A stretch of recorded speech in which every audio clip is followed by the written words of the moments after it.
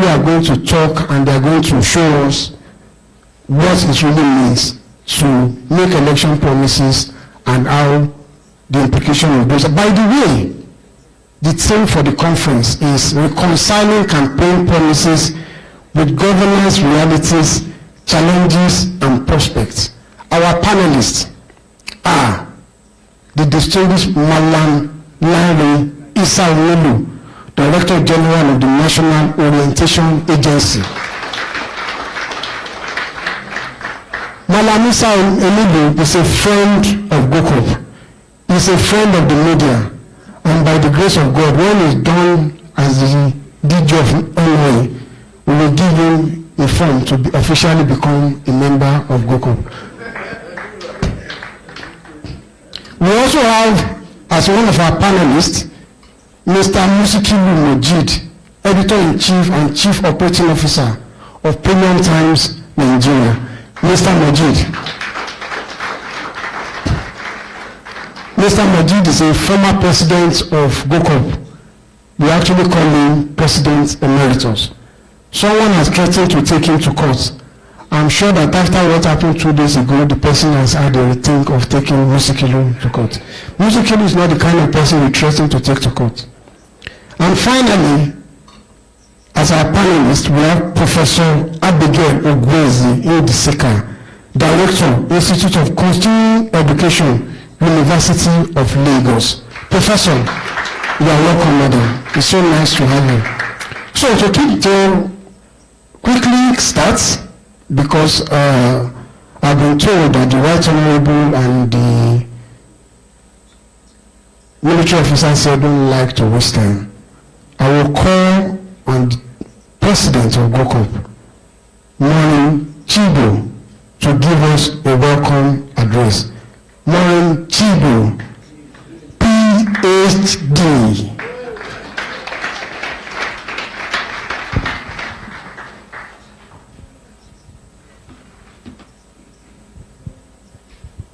Thank you, Olumide. Good morning, distinguished ladies and gentlemen.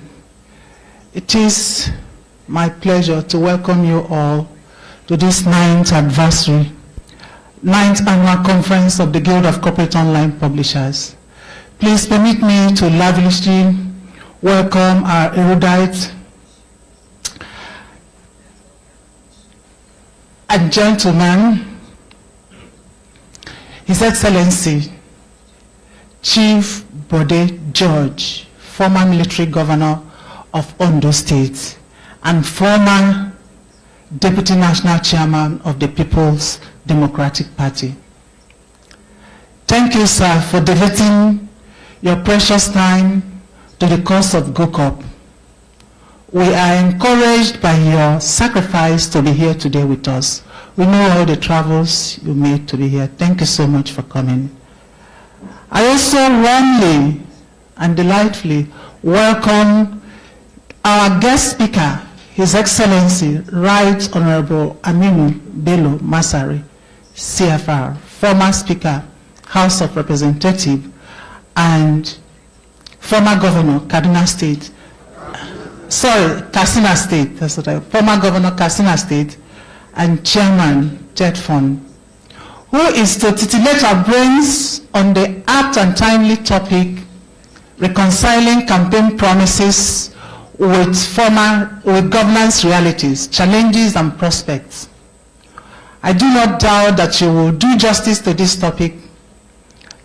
I also welcome Lanre Issa, Chief Lanre Issa Onilu, Director General of National Orientation Agency, Professor Abigail Ogwezi Ndisika, Director, Institute of Continuing Education, UNILAG, and Chief Femi Adesina, Senior Special Advisor to President Muhammadu Buhari, and our noble and warm friend who is always with us each time we invite him, Alhaji Lai Mohammed, former Honorable Minister of Information.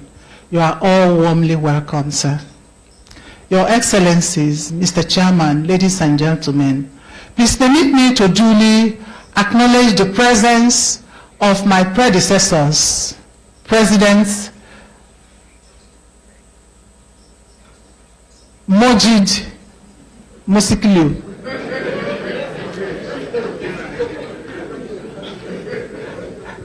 co-founder Premium Times, and Mr. Dotun Oladipo, publisher of Eagle Online. Mr. Musikliu is the no-nonsense chairman of the GOCOP Screening Committee, and Mr. Oladipo is the chairman of the GOCOP Ombudsman and Disciplinary Committee. Both have continued to serve GOCOP very well even after the expiration of their tenure. You are warmly welcome. Distinguished guests, ladies and gentlemen, this is the last GOCOP conference by my leadership, by the leadership led by me, and the ushering in of new executive for GOCOP, led by our newly minted President-elect, Danlami Modu, MNI.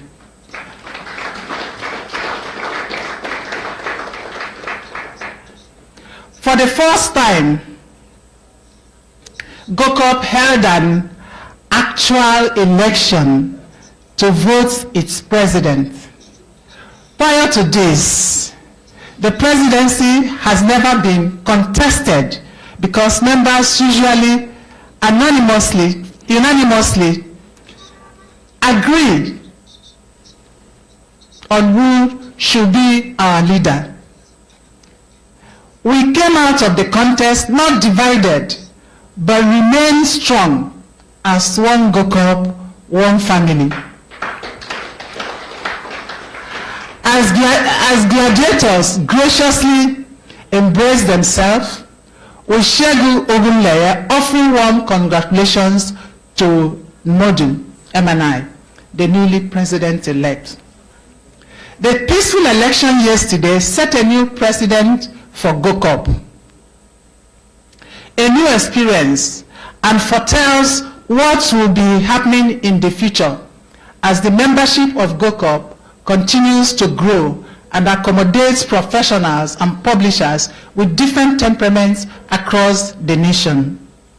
It foretells the solid role that the Elders Council, represented by the GOCOP President Emeritus, will have to continue playing to ensure that the right persons assume leadership of GOCOP, to ensure the young guild does not deviate from its original goal of sanitizing the online publishing community, and remain a unique peer review body for members.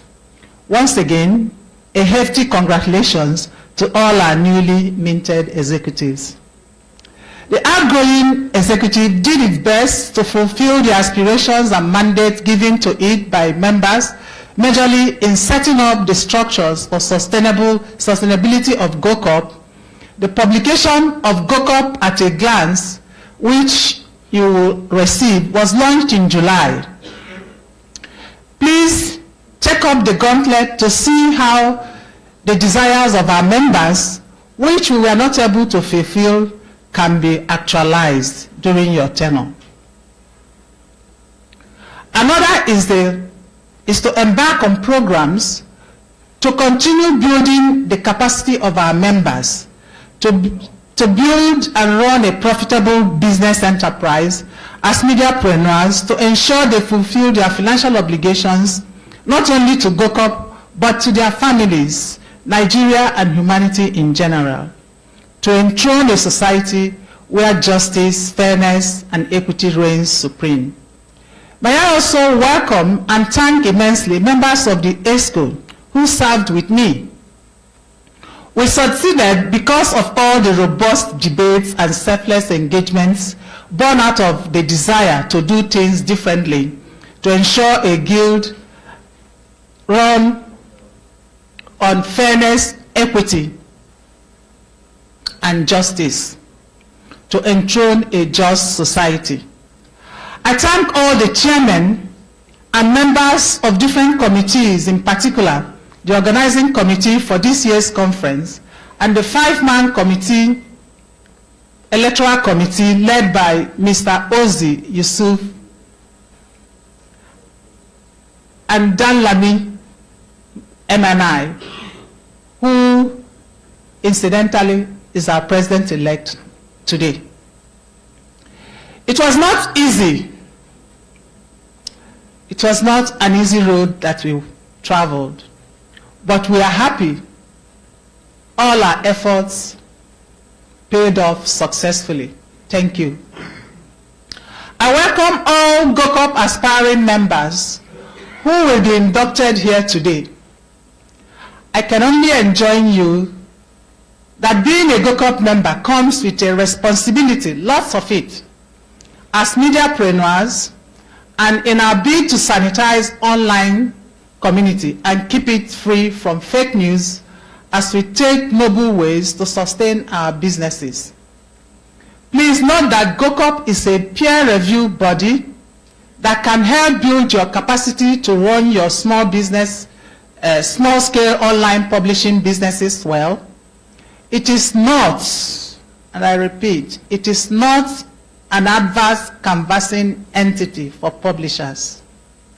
But we provide the link between you and those in a position to advertise, and the rest is left for you to follow up.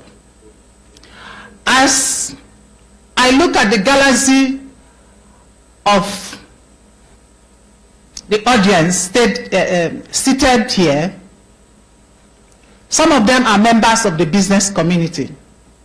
So what do? Familiarize yourself with them, collect all their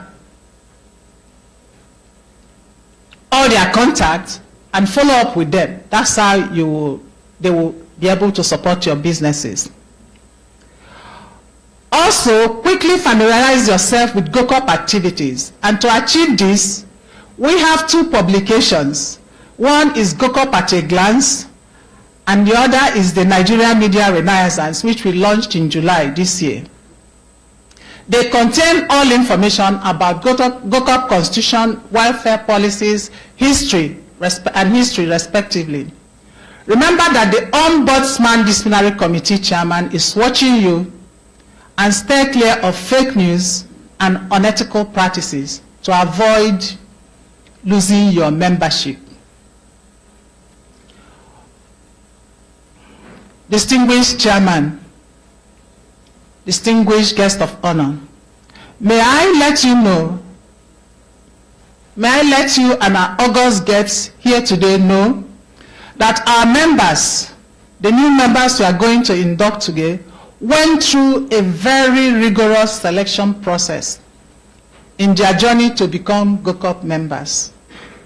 We received 35 applications, but only 8 were chosen. As you are inducted today as GOCOP members, I felicitate and wish you the very best as members. In addition, please note that there will be a debriefing immediately after your induction with the new ESCO to guide you properly in GOCOP traditions and expectations from you, and also you can have the opportunity to ask questions about GOCOP that bogs your mind. Your Excellency, ladies and gentlemen, this conference would not have been possible without the tireless efforts of the 18-member planning committee led by Chairman Danlami MNI, our president-elect now, who will be shortly sworn in as GOCOP president, and Secretary Olumide Yanda Olumaiti, also to be sworn in as vice president of GOCOP. Special thanks to all members of the committee too. I also thank all the special guests here and representatives of NUJ, NIPR, Chairman, the Board of Trustees, and all GOCOP members who are now working in the corporate and public institutions who supported this conference, especially those who have used their good offices to give succor to our businesses. My deep appreciation goes to all state governments, Lagos, Ekiti, Delta, Kogi, Ministry of Information, Central Bank of Nigeria, LNG, Seplat, Zenith Bank, NCC, Sahara Group, Shell, First Bank, Access Bank, NOA, Dangote Group, FCMB, Emadeb Energy, Raw Materials Research and Development Council, Cetraco, T-Trumpy Concept, Nestle, Sovereign Trust Insurance Company, and NNPCL, who have supported us. I thank and welcome you all. God bless your various businesses so you can continue to support us in the future. On this note, may I once again welcome you all to this conference in the Center of Excellence, and I look forward to meeting you again in October 2026 as a loyal member of GOCOP under the newly minted President Danlami Modu MNI. Thank you for listening. God bless Nigeria. God bless GOCOP.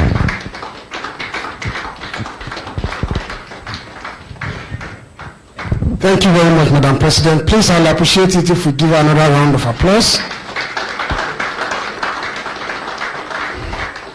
Maureen Chigo holds the distinguished record as the first female president of GOCOP. She ended her tenure by bagging a PhD. Thank you very much, Madam President, for that inspiring and insightful opening remark. I'd like to recognize a very important person who is a member of the delegation with the Right Honorable Aminu Masari. He is the immediate Director General of the Federal Radio Corporation of Nigeria, FRCN. Ladies and gentlemen, please welcome Dr. Masur Liman. We'll be doing another introduction as we go along, but I just realized that I actually didn't introduce myself when I started. I was in such a hurry, and I was looking at the distinguished audience in front of me, and I'm like, where am I anyway? But again, let me also, because they may not give me this job next year. So let me say this. My name is Olumide Yoda. I'm the General Secretary of GOCOP, and I'm also the mascot of GOCOP. Thank you very much. So it is my honor now to welcome our chairman to officially declare today's event open. Ladies and gentlemen, please let us welcome Chief Olabode George.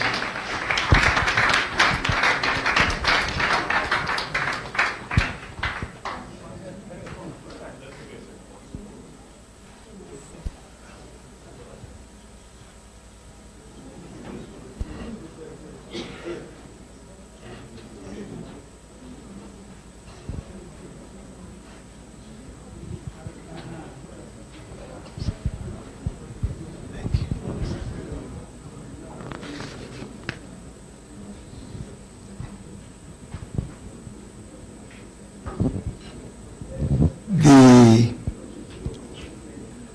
main speaker, who has also been an honorable speaker for the whole of this country. Let me welcome all the dignitaries invited and all members of this great association. I have followed you right from inception, and I am extremely very happy that you are still getting stronger. In the hands of all the frailties that we face in Nigeria, my prayer is that the Almighty God will continue to give you the favor to be committed for our great country. You know, each time I wake up in the morning, because I have snaked through this country, there is hardly any part of this country that is not endowed with one major resource or the other. And the essence of The definition of democracy is the utilization of the resources of the land for the benefit of the people. So I always wonder with my friends, why are we like this? The giant of Africa. And I like the topic you select, because campaigns are easy. You get on the rostrum, you throw up all sorts of information, but the actual impact to the people is when you get in there, what do you do to ensure that the people are happy? When I got this invitation, I said, how can I be part of that train that is moving? What should be the guidelines? Because I was in the military governor. In fact, I was retired in that same villa. My last assignment was director under the General Dia. And I have been back in the civilian dress where for 16 years we were there in the villa. So each time I look at those who are handling the management of the country with their campaign and things and what they are doing, how they are achieving, I pity the receivers. So today I have tried to list certain comments that should guide us as we assess ourselves, assess those who are managing the resources now, and then profile solutions. I'm happy the guest speaker, we are all together in my party. He is still my very bosom friend, because I knew what he did in this country, in the House of Representatives, how he was able to manage the usual rancor that goes on in the House of Reps. Naturally, if you have 300 and something people, what do you expect? We all can't sleep and face with the same direction. But his calmness of purpose, his character, remains imprinted on my mind. So when I got the invitation and I was told that he's the one going to make, then I quickly went back into my own archives to make certain statements, key statements. And I will want you to please share it, so that as they present the key address, we should try and see whether they are meeting those points that I've. It was Gandhi who said, freedom is not worth having if it does not make that freedom to make mistakes. Freedom is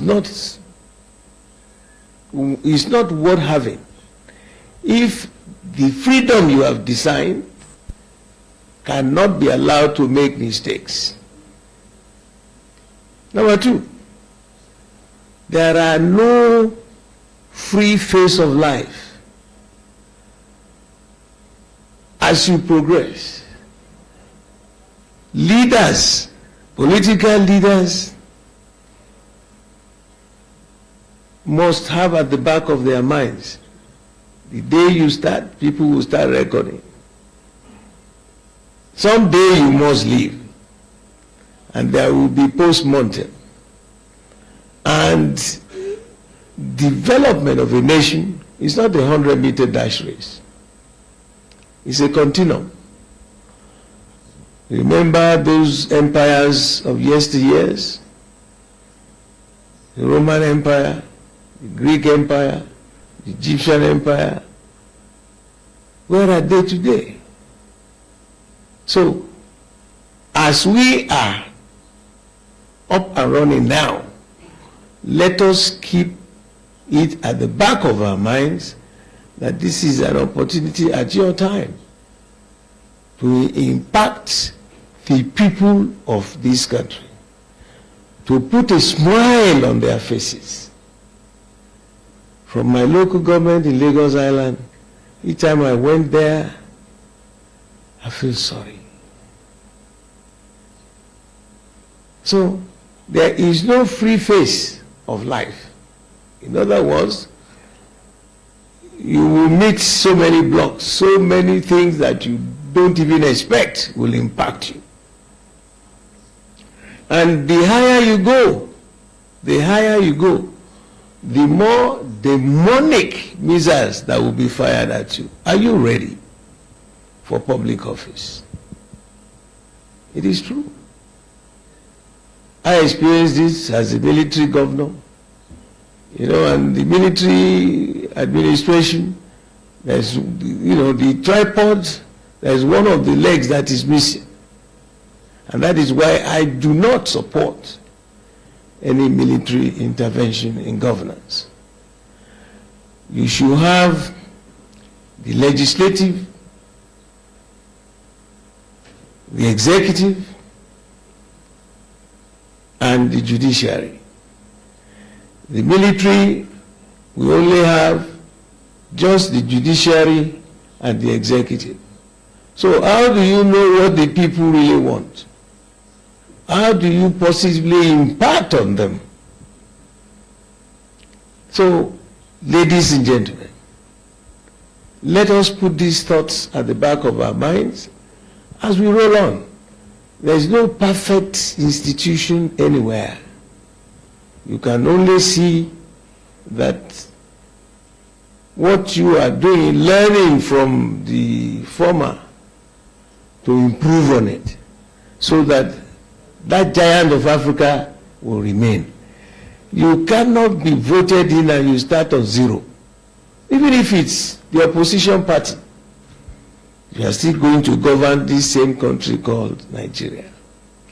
So, GOCOM, let me say how happy I am to join you again and to wish you all the very best as you roll on. It's a new beginning, 9 years of existence. Have you been performing? Of course. There are some dead ends, still obstacles on the way which you should clear. Because when the president, the outgoing president, was talking, she mentioned those who just throw some lies on the lines. And these things go all over the world. I beg you, if you see such characters within the rules and regulations, please avoid them. Because wrong information, but please, I know you just started 9 years in the life of a nation is nothing. Finally, people will suffer. And suffering is a wonderful fertilizer for the roots of character. The great objective of life is character, for it is the only thing we carry with us into eternity. Let us be mindful. Continuously we should pray for those who are managing us. And that is why we are told every 4 years you must renew your mandate with the people. Our electoral process is shambolic. It is shambolic. If those who are in the House, if they know, as a matter of fact, that they will come back to renew their mandate every 4 years, you think they will forget their constituencies? They will not. And from the view, my personal view, and we are trying to sell that as a personal view of my party, is that we must go and revisit the process of INEC. It is shambolic. There was a hot news that came out this week that Prof. Mahmoud was asked to proceed on his terminal leave. And before he left, he had a press conference. It shouldn't be then. It should have been much earlier, because he would have started from him. He listed a load of information about things that they need to do. And not long after that, Mahmoud was asked to proceed on his terminal leave. It will be well with our country. I can't hear you.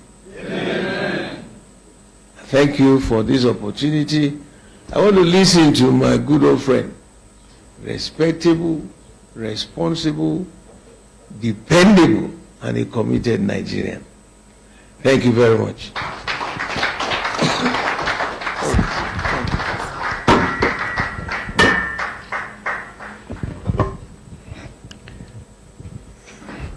Thank you very much, sir. You've spoken like a true elder statesman.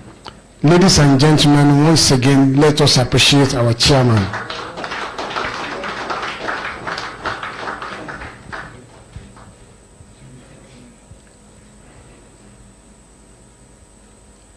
Thank you, sir. That was powerful and inspiring. Now we move straight to our keynote address. Okay, but before we do that, okay, I have some people here. I have some names here that have been passed to me. Please, let us welcome from the NOA. I will just call the names as I have them here. From the NOA, Mustafa Chukor. Thank you very much for coming. Also from the NOA, Taufik Anjori. Thanks for coming. Please pardon me if there are titles I should be adding, but I just have the names here, so I don't know if I should have said Chief, Alaji, or something like that. But please, whatever it is that I don't say, just claim it. Thank you very much. Also, we have Bimbo H. Suleiman from NOA. Thank you very much, madam. We have Yusuf Noble, also from the NOA. Okay, thank you very much, sir. Then from the NCAA, a member of GOCOP, Mr. Horatius Egwa. And also Adebayo Ogunbi. Thank you very much, staff, for coming. So, like I said earlier, we now move on to the keynote address, which is the heart of today's deliberation. And that will be delivered by none other than Right Honorable Aminu Bello Masari, the former Speaker of the House of Representatives. Ladies and gentlemen, please make welcome Right Honorable Aminu Bello Masari. Please clap properly. Like Chief George said, he once spoke for the entire country. Well,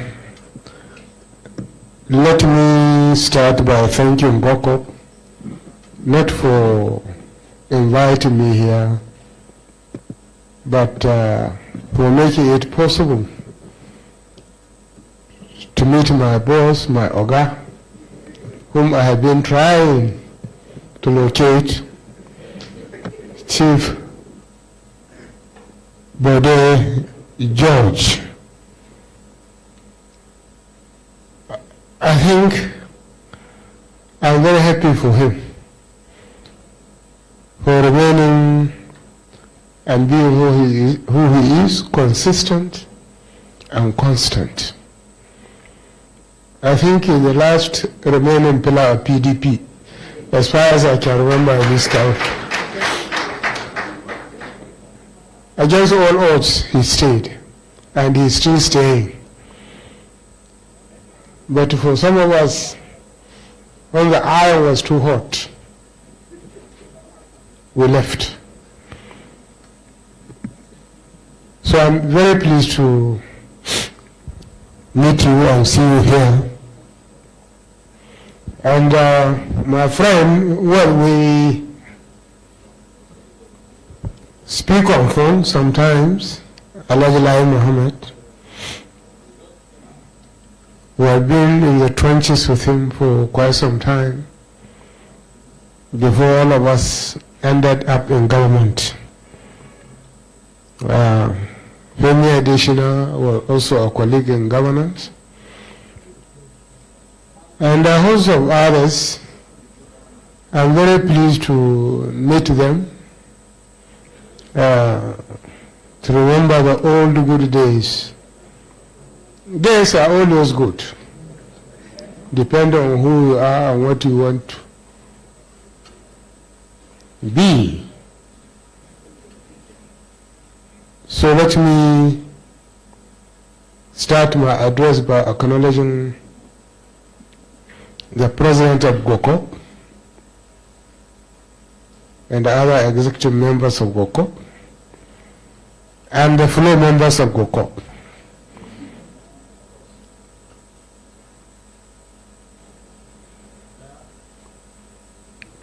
I am honored to be here today as your keynote speaker.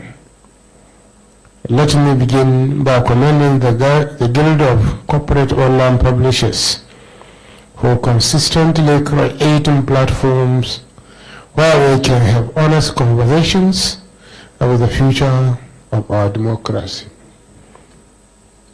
The theme of this year's conference, Reconciling Campaign Promises with Governance Realities, Challenges and Prospects, could not be more timely. Democracy is built on promises. During campaigns, politicians aspiring to various leadership positions speak of jobs, better schools, security, electricity, and prosperity. These promises inspire hope and mobilize citizens. It is after elections that the real test begins, translating those promises into actual governance. It is at this point that the gap emerges. Citizens who are full of hope during campaigns are often confronted with realities that seem far removed from what was promised. This tension between hope and disillusionment has been one of the defining features of politics in Nigeria and in many African countries. Having served as Speaker of the House of Representatives and later as Governor of Katsina State, I have seen both sides of the coin.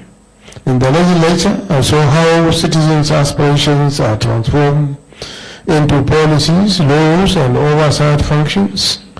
In the executive, I experienced the complexities of implementation, limited resources, competing demands, and unexpected desires and cries. From these experiences, I came to the conclusion that while campaign promises are necessary to inspire hope, governance realities require tough choices, careful prioritization, and sometimes painful trade-offs. It is these trade-offs that are sometimes or even most often regarded as unfulfilled promises. In addition, there are several reasons why campaign promises often fail to translate into outcomes. Many manifestos are aspirational documents, not grounded in the reality of available resources or institutional capacity. Fiscal constraints are also a big factor. Campaign promises hinge on the resources available to any country. In many African nations, and more especially in our own case, budgets are still heavily dependent on a single commodity, oil. Yet, as we all know, the price of oil is beyond our control. It is volatile, shaped by global market forces, geographical tension, and other complex and unpredictable factors. We saw the stark reality of this in 2016. The national budget was benchmarked at around $38 per barrel, but the international price of oil plunged below $25 per barrel, which is below the cost of production. The sudden dip created revenue shortfalls, forcing difficult trade-offs. To the average citizen, these trade-offs could easily be misconstrued as broken promises when a volatile global economy.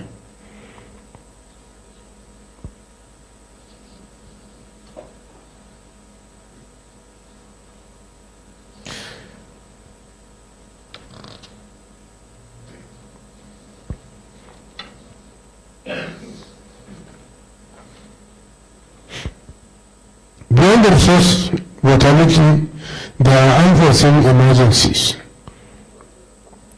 that force government to record their priorities. Take 2019 as an example when COVID-19 struck. The world was brought to a standstill as nations fought desperately to save lives. Plans and promises across all sectors were suspended or slowed, because survival became the first priority. When such crises consume time, energy, and resources, campaign promises inevitably suffer. Emergencies are not limited to global pandemics. Here in Nigeria, insecurity remains a persistent challenge. It undermines production, disrupts livelihoods, and reduces national revenues. At the same time, it compels government to divert enormous resources towards security operations. Insecurity, like climate change and natural disasters, are rarely predictable, but when they arrive at our doorsteps, they cannot be ignored. They reshape priorities, often at a great cost to original campaign commitments. Another major issue of weak institutions. Another major issue is weak institutions. Even when funds are available, corruption, bureaucracy, and inefficiency can drive delivery. Add to this the pressure of short electoral cycles, where leaders are pushed to show quick results, often at the expense of long-term reforms, and the gap widens further. We embark on the bold step of removing the fuel subsidy. The policy was designed to free up resources for critical development projects and to place our economy on a more sustainable path. In principle, this reform was necessary and forward-looking. However, like many reforms of this nature across the world, it also came with immediate adjustments. Transport costs rose, food prices increased, and citizens felt the unexpected accompanying pain. In the build-up to 2023 elections, virtually all major presidential candidates pledged to remove the subsidy and to realign the exchange rate of the naira as part of the necessary step to restore our economy. These were difficult but inevitable measures. The challenge, however, was that their consequences were not fully interrogated in the public space. Citizens were not adequately prepared for the temporary hardship and reform such reforms could bring. It is only now, with implementation,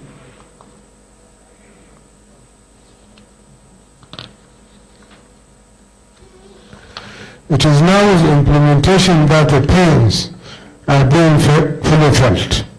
Yet the truth is that whichever candidate had emerged victorious, these measures would have been unavoidable. Unfortunately for many citizens, the short-term discomforts are viewed as broken promises. Across the continent, we see similar patterns. In South Africa, for instance, there are promises of rapid job creation and economic transformation after the end of apartheid. Some progress has been made, but unemployment and inequality remain a stubborn challenge. Citizens continue to feel that the speed of delivery is not matched by the scale of promises. The lesson in this case is clear. When promises are ambitious, but delivery is slow, citizens' faith in democracy begins to weaken. Even advanced democracies face this challenge. Let me recall one famous example in 1988. George W. Bush Sr., then a candidate for President of the United States, made a powerful pledge at the Republican National Convention. He said, and I quote, "You read my lips, no new taxes." That promise became the centerpiece of his campaign. But once in office, faced with mounting deficits, he had no choice but to introduce new taxes. The backlash was severe, and it contributed significantly to his defeat in the next election. The lesson here is that even in countries with stronger institutions, promises can be jettisoned when confronted with economic realities. The difference, however, is that in mature democracies, institutions are more resilient, the public service is more professional, and the citizens have clearer mechanisms to hold the leaders to account. So how do you bridge this gap between what is promised and what is delivered? First, political actors must campaign with responsibility. The media must interrogate itself and be non-partisan. Campaign promises should be realistic, costed and achievable within the available resources. Unrealistic pledges made merely to capture the mood of the electorate should be challenged and exposed. Only then can we begin to elevate our political culture and make sure that the process justifies the end. Second, governance must be anchored on institutions. With capable institutions, policies can be implemented more consistently and transparently. Third, there must be honest communication with citizens. Leaders should explain the trade-offs, why certain promises may take longer, why resources must be reallocated, and how progress will be measured. Fourth, citizens themselves, including civil society and the media, must understand realities and properly communicate these realities in addition to holding leaders accountable. They should track promises and demand transparency instead of creating sensational headlines to attract followers. The number of followers translates into monetary gain.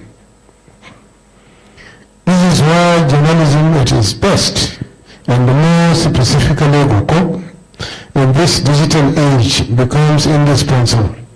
You and your profession are the bridges between the leaders and the people.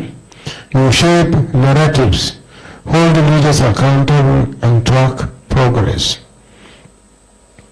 Your platforms can create promise trackers that record what was pledged and what has been delivered. You can explain complex policy challenges to citizens in plain language, and you can amplify examples of good governance, showing that it is possible to keep promises when institutions are strong and leaders are transparent.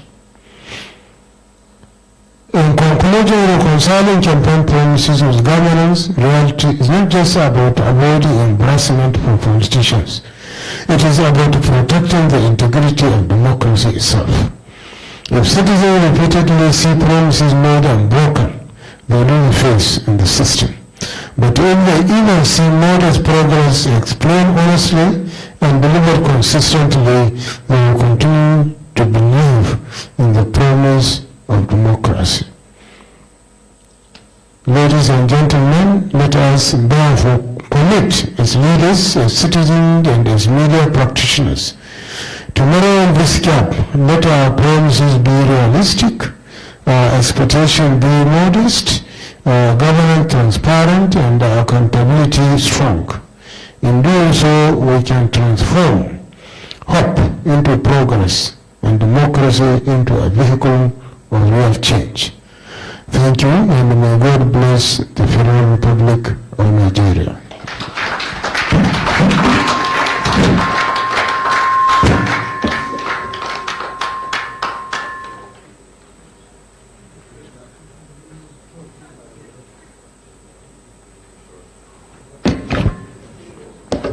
Once again, please let's give a warm round of applause to our keynote speaker, the Right Honorable Aminu Bello Masari.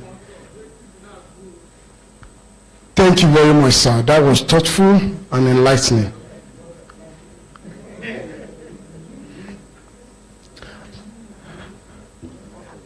I introduced some people from the NOA earlier. So please, I'd like to also add to the introduction I did earlier. Also from the NOA, we have Alhaji Bala Musa, Director of Communication and Media. You are welcome, sir. We also have Aruna Sule, Director of Finance, Accounts and Account Department. Where is he, please? He's Director of Finance. Please, okay, he's over there. There must be a reason why he's trying to make himself incognito, but we've seen you. We've seen you. We know you. We know your office address. Thank you very much, sir. We also have Kenneth Onyepeju. Please forgive me. I don't do this normally. Kenneth Onyepeju, Director of Procurement, NOA. Okay. Okay. No, stand up. Okay. Thank you very much.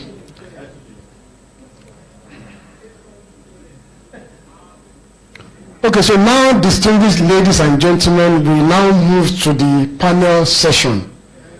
And we have a robust panel of discussants to dissect what we have just listened to. They will build on these ideas and offer practical insight into challenges and prospects of campaign promises and delivery. So please join me. I will start by inviting to the stage our moderator for today. He is the publisher of Political Economist. You can imagine somebody combining politics and economy. The publisher of Political Economist, Mr. Ken Ubechi.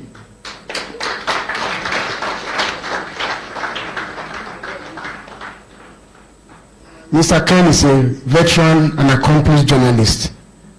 You are welcome, sir.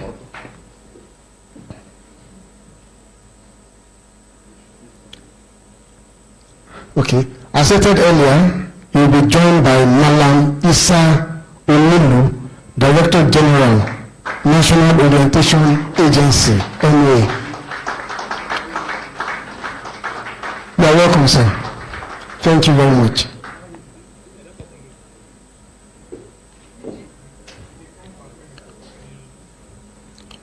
Also coming on stage is Professor Abigail Ogwezi Ndisika, Director of Institute of Continuing Education, University of Lagos, UNILAG.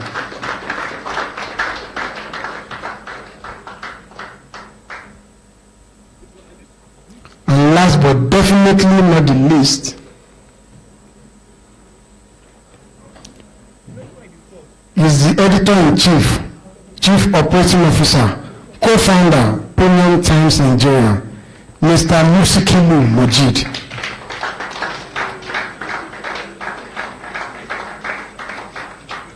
Thank you very much.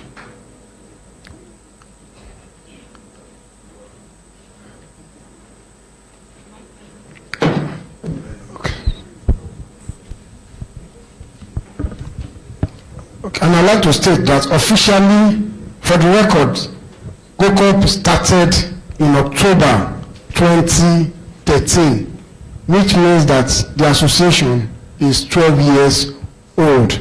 Once again, congratulations to GOCOP and a round of applause to GOCOP. GOCOP was 12 years old last week. Thank you very much. So, Mr. Betty, I hand over to you. Thank you very much, Mr. Compie. And we have come to the crunch hour. And I must say that Mr. Speaker, Mr. Governor, and now Chairman, Ted Fund Board of Board has not disappointed. We have always known him. You know, there are politicians who you hear their voice all the time. There are some that speak once in a while. There are also some that don't speak at all, but their silence is louder than the noise of the one that speaks regularly. Alhaji Masari has given us food for thought, and we have heavyweights on this side of the hall to dissect this matter. But I want to preface what we are here for. We are here to connect the dots. Is there a relationship between campaign promises, electoral promises, and the actual delivery of those promises? Do we have the dots connected? Does the dot even exist at all? Today we'll try and make some reconnection. But I want to quote former Prime Minister of the old Soviet Union, Nikita Khrushchev. He said, and I quote, "Politicians are the same everywhere. They promise to build a bridge even where there is no water." That's a Russian. And he said this decades ago. I don't know whether we can connect to this in Nigeria, in your state, in your local government. Do they promise to build bridge for you where there is no water, you don't need bridge?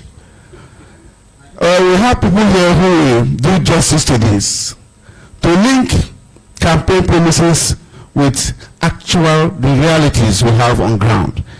And I'm going to start with somebody, one of us, a very thorough investigative journalist,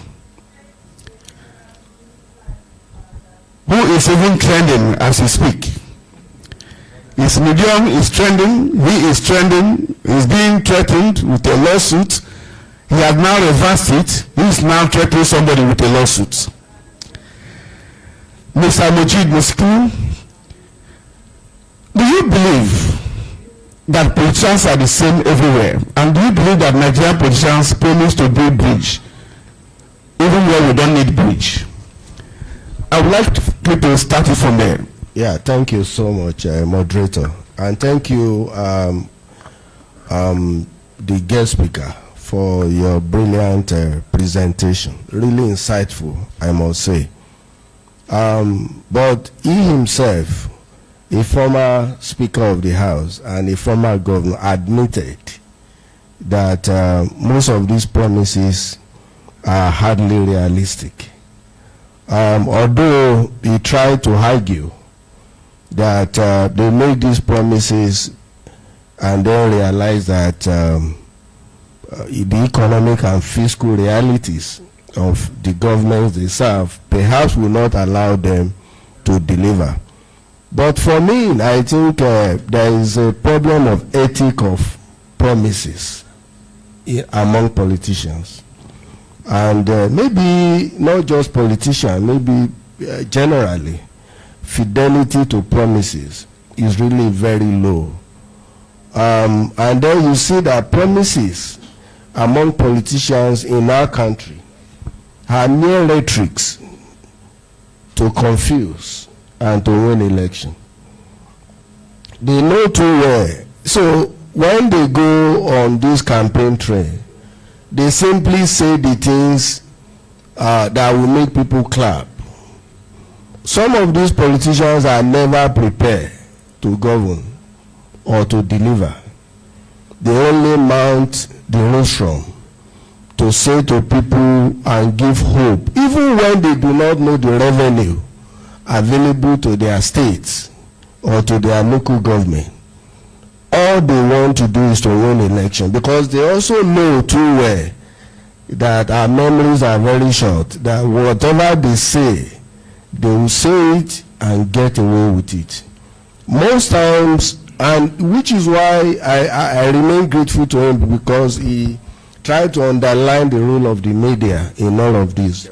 Those of us who cover political campaigns, all we do is to emphasize the rhetoric that they bring to the table. I will bring bridge to this local government, we'll build school, we'll do this, we'll do that. And then we don't even ask the ordinary people who are the campaign ground whether similar promises were made before. So for me, I don't think there is a disconnection in this country, and maybe elsewhere, between campaign promises and reality. Most times I can't remember where people make promises. Some people who succeed among politicians in Nigeria, just accidental successes to me, because I don't think they really meant to deliver. I'm not sure they really even plan to deliver. I'm not sure they are aware of the path to delivery. Thank you very much, Mr. Mojeed Muskilu. Can we give a round of applause for him? I'm going to skip Professor Ndisika, and I'll come to the man who is in power and with power. I'm asking you to speak next, because the man on the other side is the opposite of you. He's the one who is trying to bring you to account to the people. Do you agree that the realities we see on ground connect directly with the promises they made during electioneering? And I want you to premise your answer on the fact that you are now in power. You speak for a government. The government you speak for, how do you relate what they are doing now with what they promised Nigerians? Yes. Thank you very much. Good morning once again. Let me start by acknowledging the speaker of today. It was actually not just a keynote, he was able to dissect this issue from all the necessary angles, I must say. Thank you for that insightful delivery. Let me start by saying, there's a question you asked him, whether this is what happens all over the world. And I would say the degrees may be different, but it's the same thing. I remember Tony Blair in one of when I was on the other side, the This Day Award, those days he was here, and we were in the holding room, and we were just having light discussion. And he said that he wanted to be a billionaire, but the system in the United Kingdom will make it impossible for him. I'm sure we can connect with what he was talking about, that it has to do with the system. Yep. And when we are talking of the system, we're not talking of just the public system. We're not talking of just government. There are stakeholders outside of government that also play a role in determining how far this can go. Yep. So the first thing we should be asking ourselves, how much of a factor is manifesto in winning election? And I don't see manifesto as a factor yet in this country. And for us who are journalists, how much of effort do we make to hold people to account at the point of campaign, tying them to their manifesto? We do not play so much emphasis on the manifesto as journalists, as media. we also follow the rhetoric, just as Musikilu said, and we, populate our airtime, our media spaces, with issues that are not very important to the delivery of the dividends of democracy. So until we make manifesto a factor, that would happen. You won't need to go into what this government is doing, and I would believe it is too early. Otherwise, I'm experiencing for the first time when most candidates that produce manifestos, many of them do not see the manifestos. So people prepare manifestos, and so it is not their manifesto. And because we are also practicing presidential democracy, it means that it is the party's manifesto, not individuals' manifesto. So when you have a manifesto for a government, it is either the APC as we have it now, it is the governing party's manifesto, not President Bola Ahmed Tinubu's manifesto. So it means even the councillor in one ward who is contesting under APC is doing that having subscribed to that manifesto. And that's why you'd wonder when some people are trying to ask National Assembly why you are rubber stamp. If the governing party has the majority putting the same manifesto, that's not rubber stamp, that's fulfilling manifesto. So, but for the first time in 2002, I saw for the first time in my own experience where a candidate was the one that produced his own manifesto, and I was a witness to that. President Bola Ahmed Tinubu, everybody who was involved in the process of putting this manifesto together had a hard time, because the stage we had to get to for him to say, this is what I've been talking about, it took several months. And people were actually already writing in the media, where is your manifesto? So people were already grumbling within the system, when would this manifesto come out? So, and if you also want to see the connection, the manifesto of this government was the manifesto that governed Lagos. It was about reform. It was about, bringing technology, the Oracle, change the system in the tax system in Lagos. And so the president himself produced this manifesto. He understands what is there, and I can begin to list issues that were in the manifesto. Okay, let me just pause. Have been implemented now. Let me just pause you here. We have a scholar in our midst who has churned out media professionals, journalists. Prof, you are not just in charge of the Institute of Continuing Education. You are a professor of communications, and you live in this country, and you've been part of the media, being member of editorial board of different newspapers. Would you say that the media in this country, Nigerian media, that ought to be the watchdog, a mirror, holding a mirror before the politicians, would you say that the media has been efficiently effective in auditing the campaign promises of politicians? The media, it ought to be an auditor. Auditor comes at the end of the day to check the income and expenditure and whether there has been a balance between what is coming in and what's going out. Has the media done any justification to auditing and holding public office actors to account to the people? Thank you very much. Let me also join the other panelists to commend the keynote speaker. I took notes copiously, and also the chairman of this occasion. I've been asked to speak on media and accountability. Yep. I think that's why the media is actually referred to the press as the fourth estate of the realm. We are here talking about reconciling campaign promises with governance realities, challenges and prospects. This is part of it. And as the chairman did say, looking at reconciling campaign promises and governance is not a 100 meters dash. The media, they have been in it. I mean, the fight has been pre-independence till now. It's not a 100 meters dash. They're working, but I believe they can do more.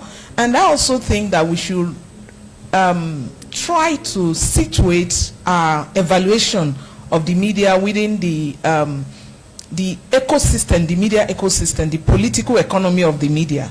There are so many challenging factors, but by and large, I think that they are working hard, bringing our leaders to account. I read some very thought-provoking editorials, deep feature, and now we're having conversation. I also think that recently one of GOCOP member did something on physical federalism. And so these we can continue to push, but I think that they're working extremely hard. And now that we have the fifth estate of the realm, you know, the social media, there's no hiding place for anyone.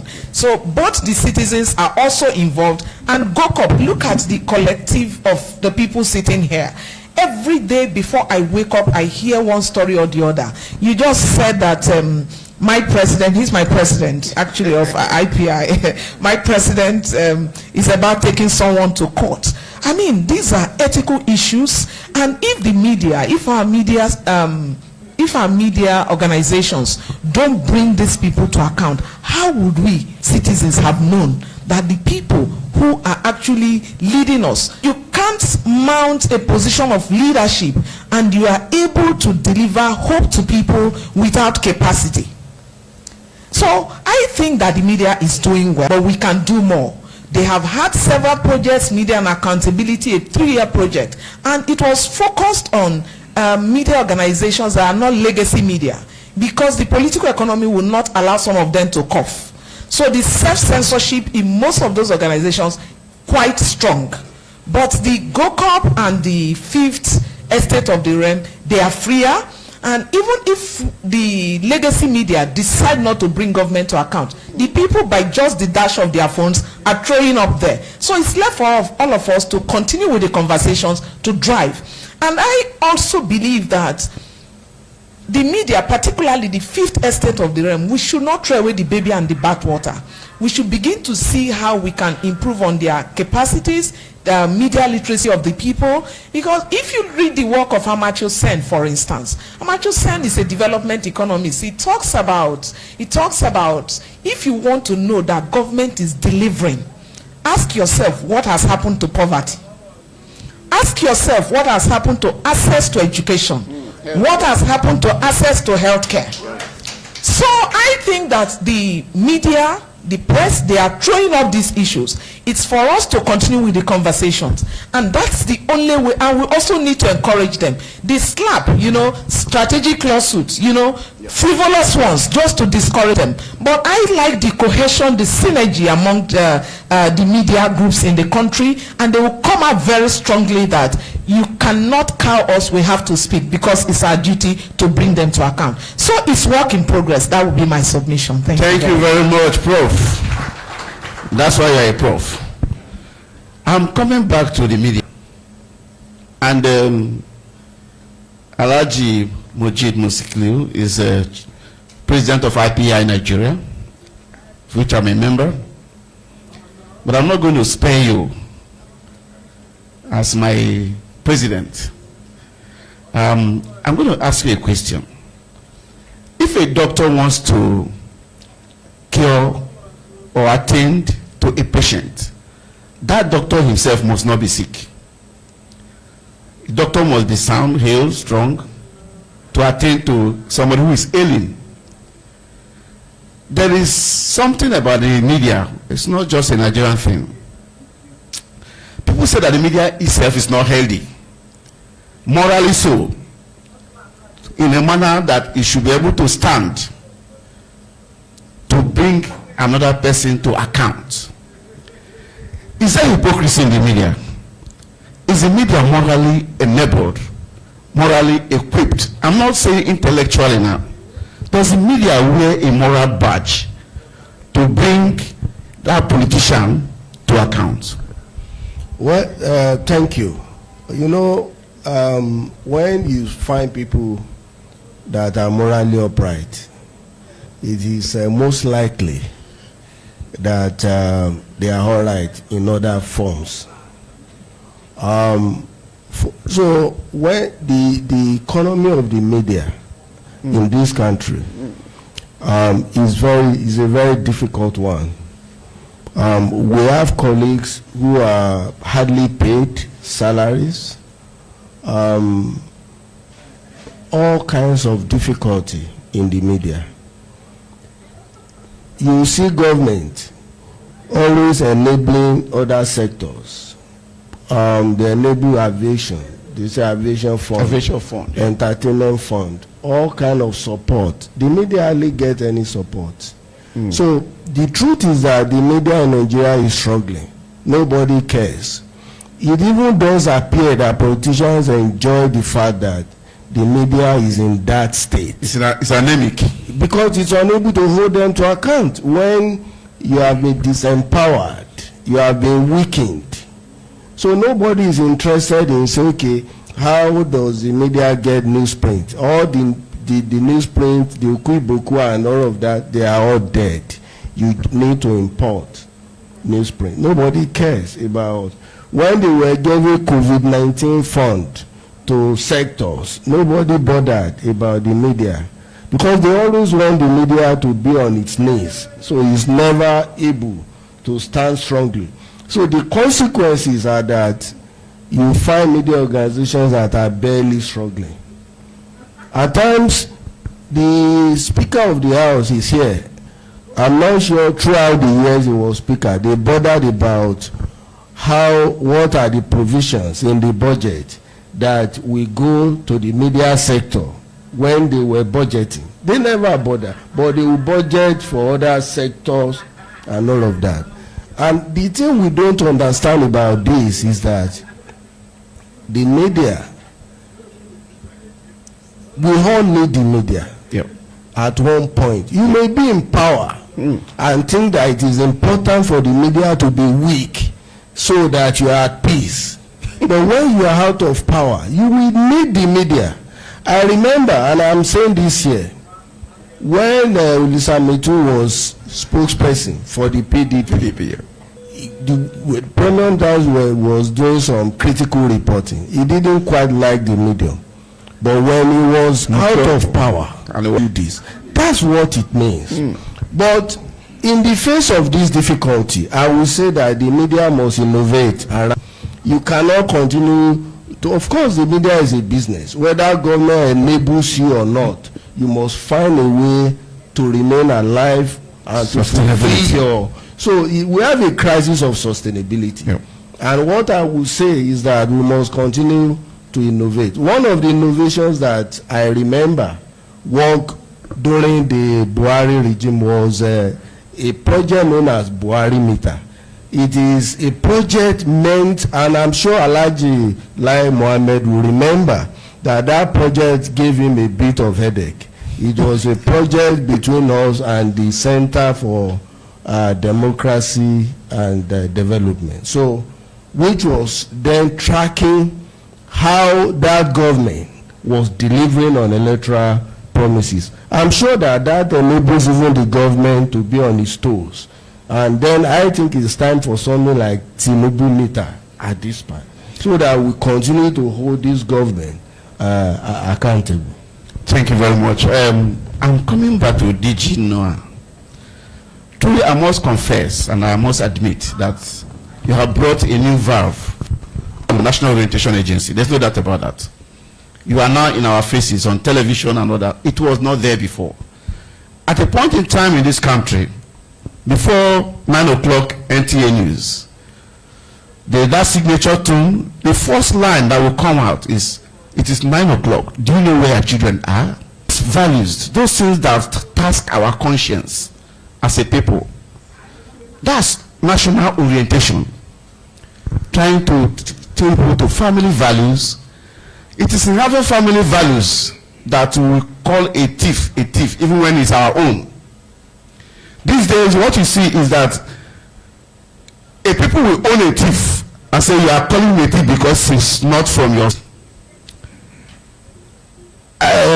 The instrumentality of the National Orientation Agency in any country is undeniable.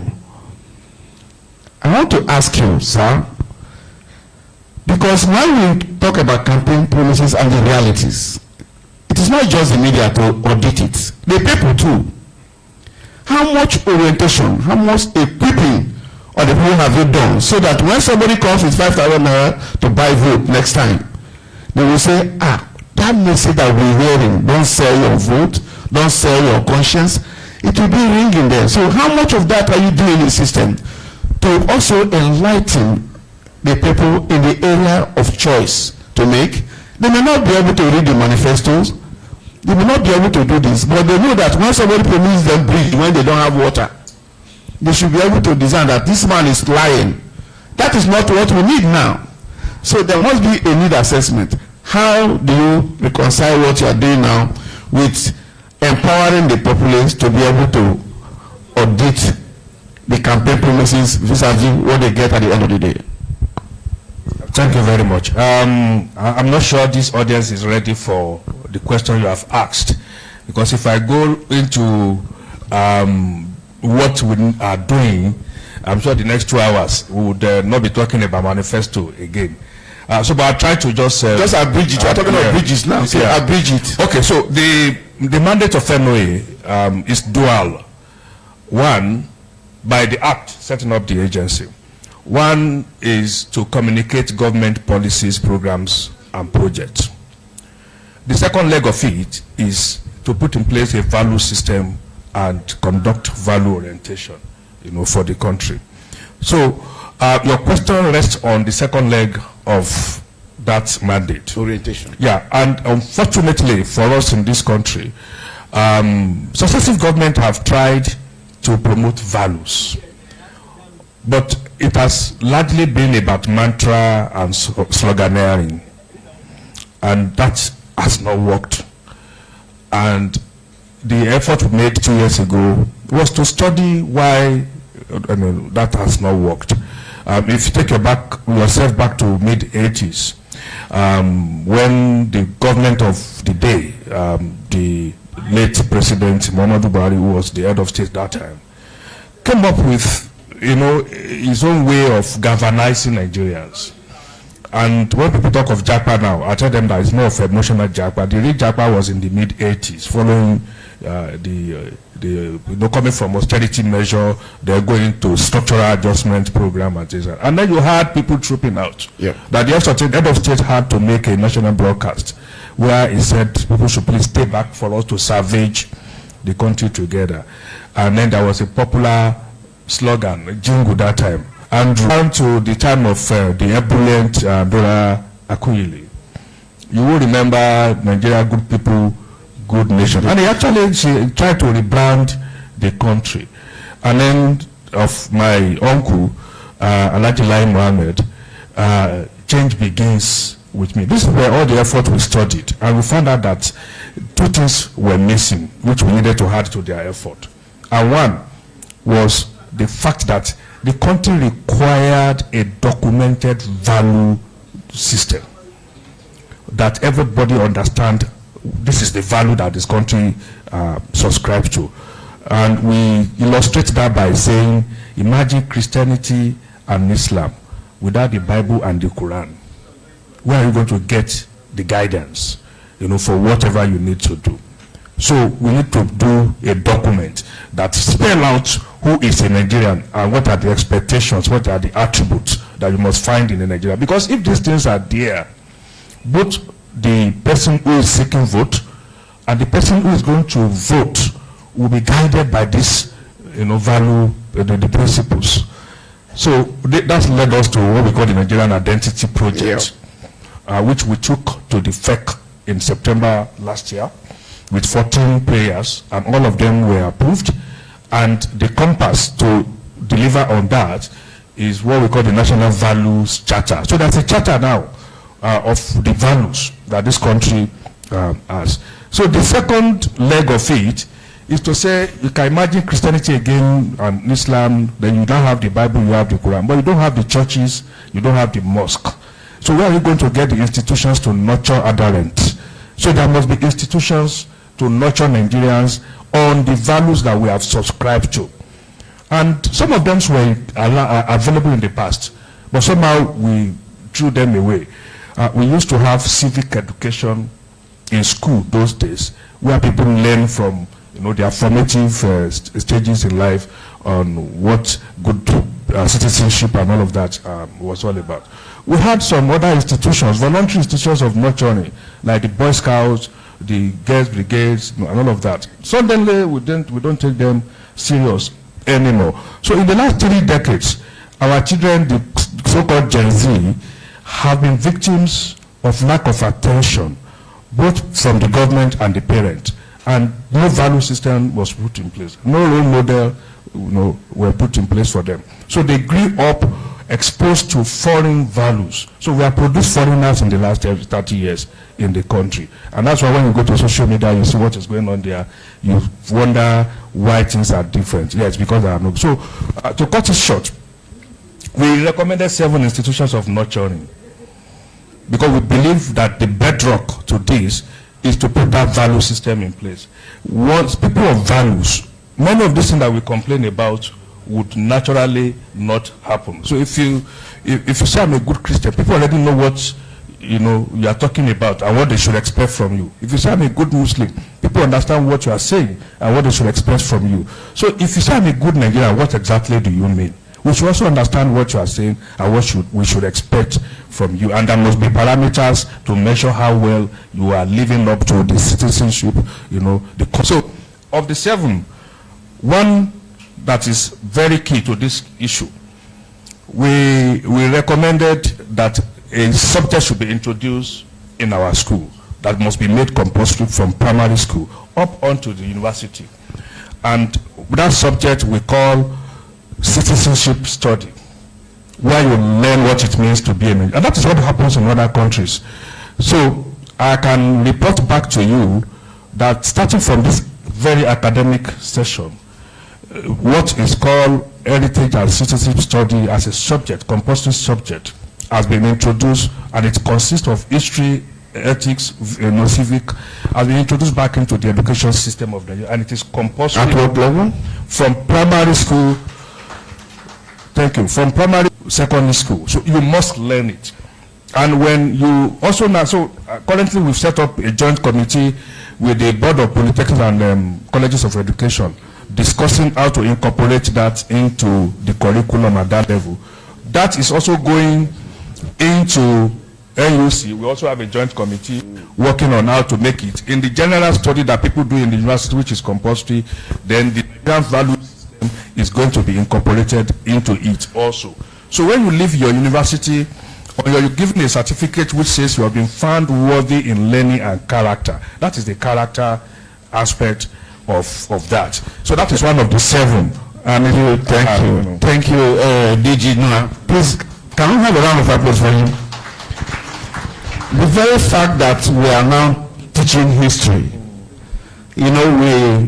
we jettison history, but smart leadership, smart government, you must find a way to bring something. They now wrap its history into heritage. Heritage and history are actually the same thing, several semantics. But I like the fact that we are going back to that foundation that was destroyed.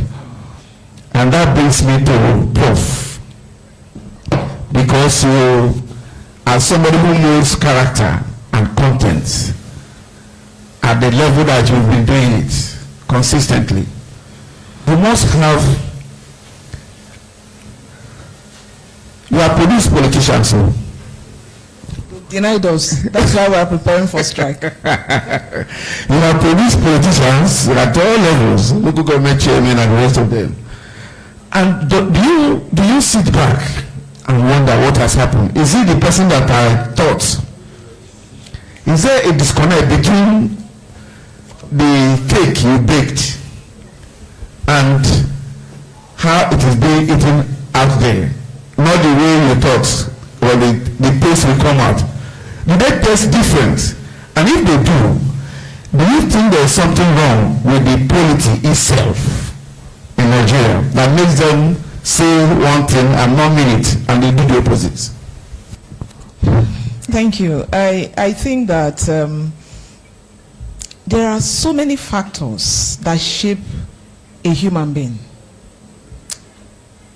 We don't do magic in the institutions of learning. DGNOA has really hit the nail on the head. There are different major socializing institutions: the family, school, and places of worship. You see, the child became a thief. The parents did not train the child to be a thief. Largely. I don't think it's rare for you to see any sane parent asking the child to go and steal. And so when they come to the universities, some of them are already formed. We'll try to make them unlearn the negatives, relearn, and move on to better the society. We are very conscious of the work we do as teachers, because I usually tell students that you can't stop us, you can't blackmail us not to do our work. We do our work. That's why we ensure you must attend lectures. It's a show of responsibility. That's why the university will say you require minimum number of attendance to write exam. Go and check. Background check me. If you don't meet the minimum requirement, I'll stop you from writing the exam. You know why? I am producing a weak product and sending that person to the society. So the person will not be able to perform. Yep. So at the university level or whatever training institution, we try to mold people to be useful to the society. My father taught me that education is for service. So I could do so many things to earn a living. But education, and that's why we can't award you a degree just because you have learned. It must be in learning and character. And so when they come into the society, sometimes they get re-socialized. Let me use that expression. And that is why you can have someone who gets into a position of governance and will not deliver on governance. Sanction them, we apply the sanctions. So generally, as a university done, I've trained my students to be good, doing well. Many of them are doing well. But you could also have a few exceptions. Because, like I told you, the formation of an individual for national service is not solely my responsibility in the classroom. But when they get to the classroom, we do our job because we are paid with taxpayers' money. We hold position of trust and we ensure you do the right thing. So when they come out and they get into politics and people begin to teach them rhetorics, not reality, that is where the disconnect comes from. But we continue to work at it, and that is why you have what we refer to as lifelong learning. You don't just get your certificate and disappear. At every point in time, people should continue to reskill and upskill. There are emerging things that people talk about. You have to learn basic etiquette. You have to think about morals. You have to think about how you deliver on your key performance indicators where you work. Because if you don't do that, that unit has failed. The country is made up of both the public and private sector. Why do we have people, for instance, in the private sector that are successful, and when they get to the public sector, they are not, and vice versa? And so there are a lot of issues, but likely the university, given the kind of curriculum that we run, we have put it in such a way that when you graduate from any level of education, you are trained for service. You went to the university, you are doing well. He went to the university, is doing well. Here in university, almost everybody here. So I think that I will credit our institutions of learning. They are doing an excellent job. And you see that we continue to revise our curriculum. He just told us about what he's doing now and how we're going to embed it. So based on reality, from time to time, we do revision of curriculum to make them strong, to attend well, that we're doing our best. And what we need now is encouragement. Trust fund is here. We need all the support for infrastructure, research, so that we are able to deliver students, that are actually hands-on and will be able to help for national development. GOCOP is doing this. Find out how you can partner with us to have clinic to support us to train. Remember, we are co-creating. The creation of people that will serve the country is not in isolation, just about where they study, but it's about co-creating, and that's why we talk. Okay, Professor Question. Can we give her a round of applause, please? That is professorial, and I think we just draw the curtain here on this side. I'm going back to the audience. Mr. Speaker, our keynote today, I'll still have let me have that privilege of calling Mr. Speaker. Let's assume you just addressed Parliament, and the parliamentarians are the people that we listen to, and of course that was great, deep, reflective. You touch on governance, you touch on character, you touch on value and integrity. Somebody speaking, if somebody tells you, I will do this tomorrow, the next that tomorrow comes, he does exactly what he has told you, and he keeps promising you and keeps doing it. The behavior, human behavior, is that you start believing that person. The trust deficit will even disappear. You will trust the person completely. But there are people in the audience, that's the parliamentarians now, because Mr. Speaker has come to us in the parliament. I'm taking this to the audience. If you have a question, just ask your question directly. If you don't have a question, you have just 1 minute to make your contribution to the keynote address. But I want to also emphasize before I do that, what the chairman has told us, that freedom is good. Democracy is about freedom, liberty. But freedom must be allowed to make mistakes. So what is that saying us? We must presume that the system is not perfect. And no democracy is perfect. We are seeing what is happening to America, over 200 years of democracy, and their president is behaving like a monarch. But that is also the imperfection of systems and imperfection of human beings. So if you have a question, please. Have a question, or yes, ushers, please pass the mic to them.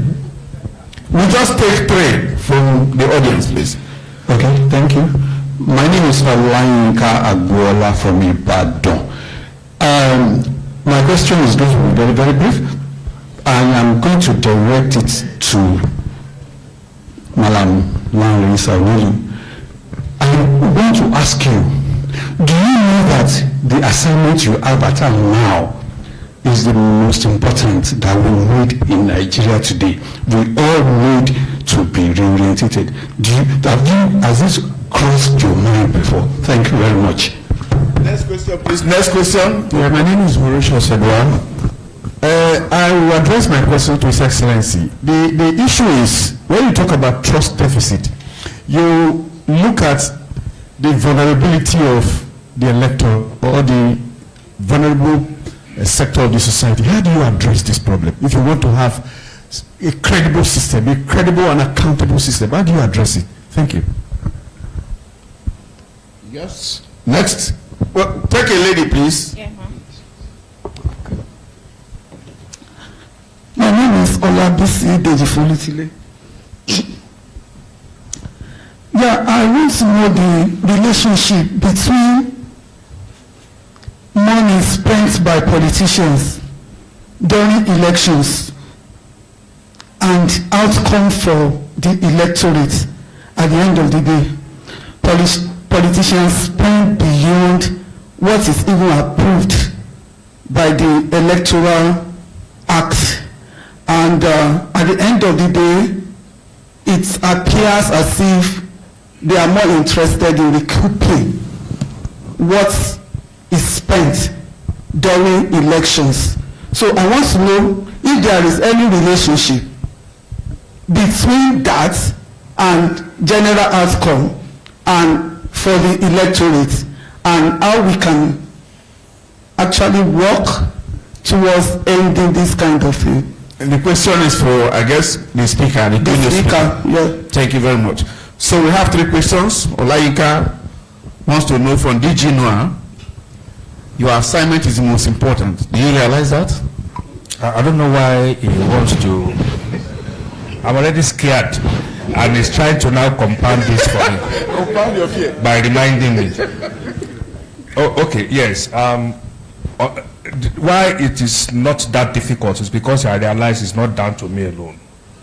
And I am lucky on many fronts.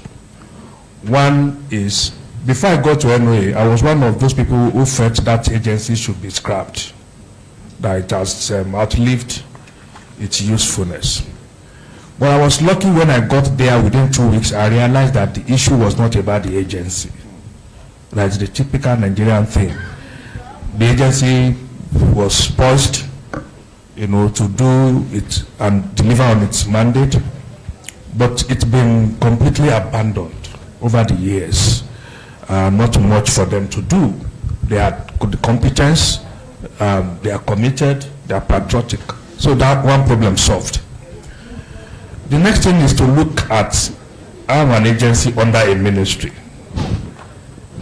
I need the space to breathe. I need my minister to be a friend and a brother as a minister who completely throws himself into that. Then to seal it completely, I am lucky to have a president who so much emphasis on the issue. He has that responsibility. So with all of this, falling in place for me, it makes the job a lot more easier. I'm also coming from the media, where I know that Saxebo Lamba would, even without asking, say we must support him. He's one of us. So God has buttered my bread, so to say.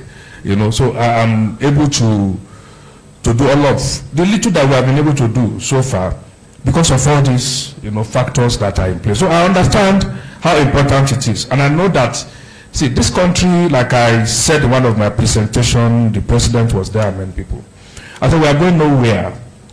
We can build all the bridges, we can do fantastic hospital, put schools in place, beautiful roads, do a lot of infrastructure and put everything in place. Then you will have citizens who will go to the bridges and remove the railings. You will go to the rail track and see people who will remove the rail slippers and sell. You will go to the beautiful road and they will remove the manhole and sell. And you will get people go to the hospital and nobody is paying attention, no duty of care. So you could have all of this.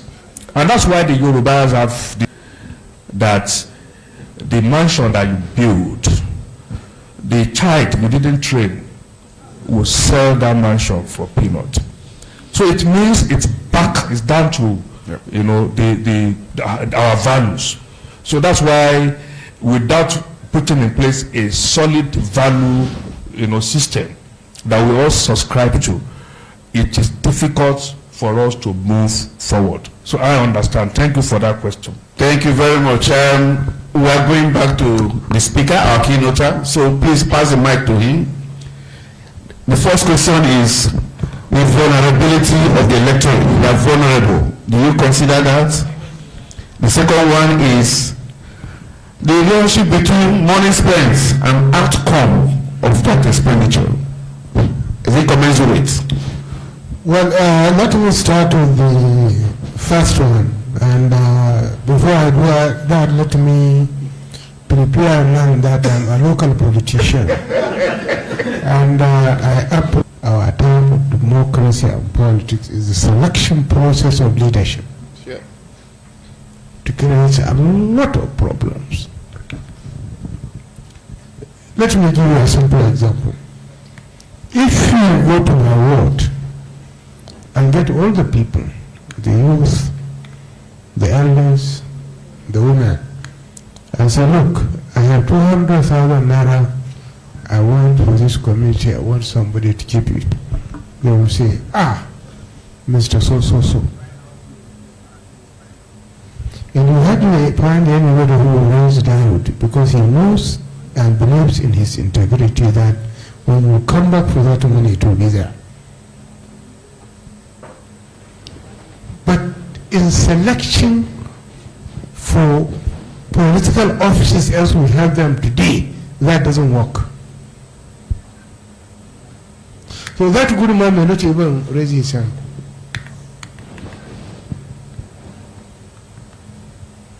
It will be the most noisiest among you. When you put yes, you are going, I'm just being a local election. If you go to Lord now, you won't take a councillor. The process has limited the choice of who will be my councillor. It says that person must have gone to at least senior secondary with a certificate and this certificate and that. I'm telling you this from experience I had when I was a civil servant. I visited a village in my community and I saw somebody running up and down with grader. I said, so what are you doing here? He said, well, you know, I'm the councillor representing this area and the people complain of access. So he brought a grader, is grading the road to provide them access to transport their harvest to the market. That was the want. If you say that man must have attended secondary school before he does that, the person who attended secondary school is eager to leave the village to go somewhere. So a lot of problems is about our selection process, not realizing and appreciating who we are and what we want. That's the foundation. Nobody is in politics to make money. You can't make money in politics. You see, my boss is here. He knows. You can't make money in politics. Yes. Because I wear this, you think I have money. Maybe somebody who wears this has more money than myself. You don't make money in politics, in leadership. There may be exceptions. There may be exceptions. But believe you, madam, you don't go into politics. Because if I have money to invest, why can't I go to a profitable business and invest it there? Then taking a chance. I may win, I may lose. I may go there as chairman of a local government or as president or as a governor. Looking for money, I will not see the money. When you cannot pay salaries, basic needs of the people, how can you make money out of it? People, you see, you don't say everybody who is in politics to make money. I tell you, Dangote, Boaz, dollars and others, not government. Where are the money in dollars and others? Not government. Where are the money in the government? The government. People think that you never realize it. They are there in the system. They are politicians. The money of Nigeria is not in the hands of politicians. Go to Abuja, you find that 90% of those properties and assets do not belong to politicians. We know to whom they belong to. They are there in the system. I think it is time for even the media to be looking at these people. Well, we know leadership is the mirror. Yes, there's no doubt about it. And luckily enough, with this today's world, you cannot hide. You can only run. Because you can track the money, you can follow the whatever somebody has. So, madam, we don't. I find it very fun to think that no. Politics is a providing service. There are some of us who are very lucky that they have chosen a career to provide service to humanity. Yes. Because you fail to look at where the money is. Look at Lagos. Are you telling me that all the ones in Lagos belong to politicians? There are people who are making the system. And they are very nice. But you are looking at the top. But you are not looking at your level and even under. We know the people who have the money in this country. They are not politicians. There may be few of us. I'm not saying that all of us, but there may be few. But if you are looking for the money, look it, you'll find it somewhere else. I realize a very interesting subject, but first one is the leadership process, selection process of leadership creates a lot of problem for us. Because we have taken a system that is devoid, now coming back to some aspects of moral, that is devoid of culture and character.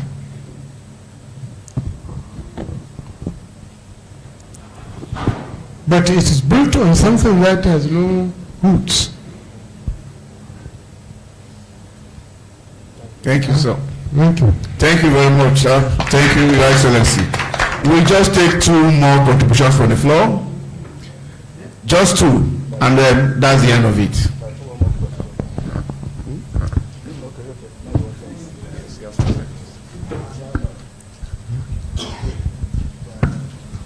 Chairman will now speak. And once the chairman speaks, end of story.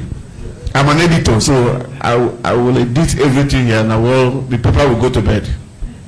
Ladies and gentlemen, it's a rare opportunity for me to be here. And I don't think I want to turn it into a political separation of beliefs and norms. But when the British left us, they left us with 2 evils. I'm trying to talk about our country.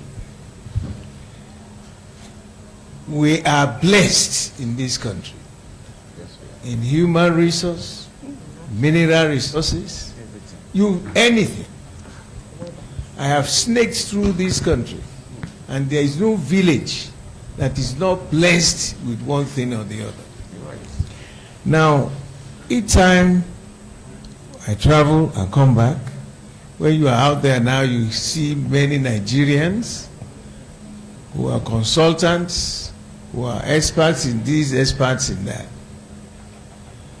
Then I keep asking myself, what is the problem? I am happy that one of the speakers stated the moral part of education. When I was in primary school, civic training, the do's and don'ts, and the teachers have the cane. If you don't follow, if you come late, from primary school to secondary and university, I keep asking myself, that giant of Africa, what is going on with us? Who liberated South Africa? We didn't get anything for return.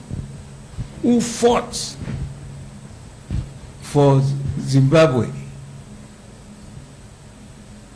When there was crisis in Somalia, remember that that president came to hide here and he died here. There was also crisis in Liberia. Who went there? Nigeria. I was still in the service when we sent ships to block their channels to prevent invaders. The same thing in Sierra Leone. You remember Congo? Who liberated Congo? And I said, what can we do? Like the topic you are discussing now. We were named the giant of Africa. We even gave loans in those days, even during General Gawan's time, to Britain and some European countries. So I have come to a conclusion, and that is what I want to share with our people. The constitution we are running is not democratic. I've seen both sides. I've been in the military and I've also been in the civil. Now, you look at the constitution. For a military, the power comes from the top downwards. And God bless you if you refuse your commander's order. Yeah, we, the military, provided this current constitution, which is akin to a typical management style of the military. And that is why you don't get the impact at the floor level. The masses. Power must come from the people down upwards. I tell you something that I experienced recently. I visited the Kwanti. You know, that's the toughest area for police arrest. It's not that long, Kwanti. The DC there took me downstairs in the cells. I saw a lot of young people, 14, 15, 16, around that, many of them. And he was asking, he said, Baba, you know, I keep thinking in my mind, these were boys who, there are schools to train Yahoo boys. Their parents were also part of that. It's better for him to go to Yahoo school. No, it's a fact. So where are those things? We went to school. Batareadu ko ka bo baka wire. Batareadu ko. It was the pride. I don't know, somewhere along the line we stopped teaching history. If you fail to know your past, how would you avoid the pitfalls as you go forward? One, we must change this constitution. Let's devolve powers to those governors, local governments. We copied the American system of governance. The constitution we have is American. Are we doing it the way it's done? No. Why should local governments, for example, take the local government. I accept the military created this wahala. Here to deny it. I was also a governor when we were trying to, I tell you one thing, give you one information. We came to Lagos to discuss with Babangida at that time, with Baoga, about creation of local governments.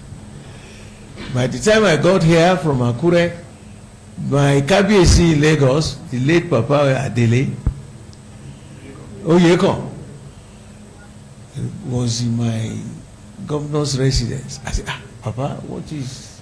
He said, Bode, I want to see you. Yes, sir. So I took him, he didn't have any lift and he cannot climb up. So we cleared one room. Papa, what is the problem? He said, I hear that you people want to create more local governments. He said, but because he's my in-law, his first wife is my father's sister. He said, you mean the kingdom, you want to go and start cutting more. That was his perception. I went to Oga.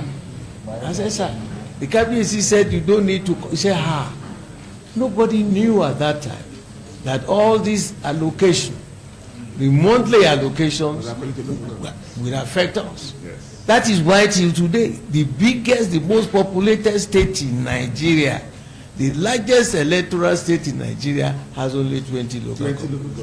Lagos. Ogun, that is not even up to Limosho, 20 local governments. No, seriously.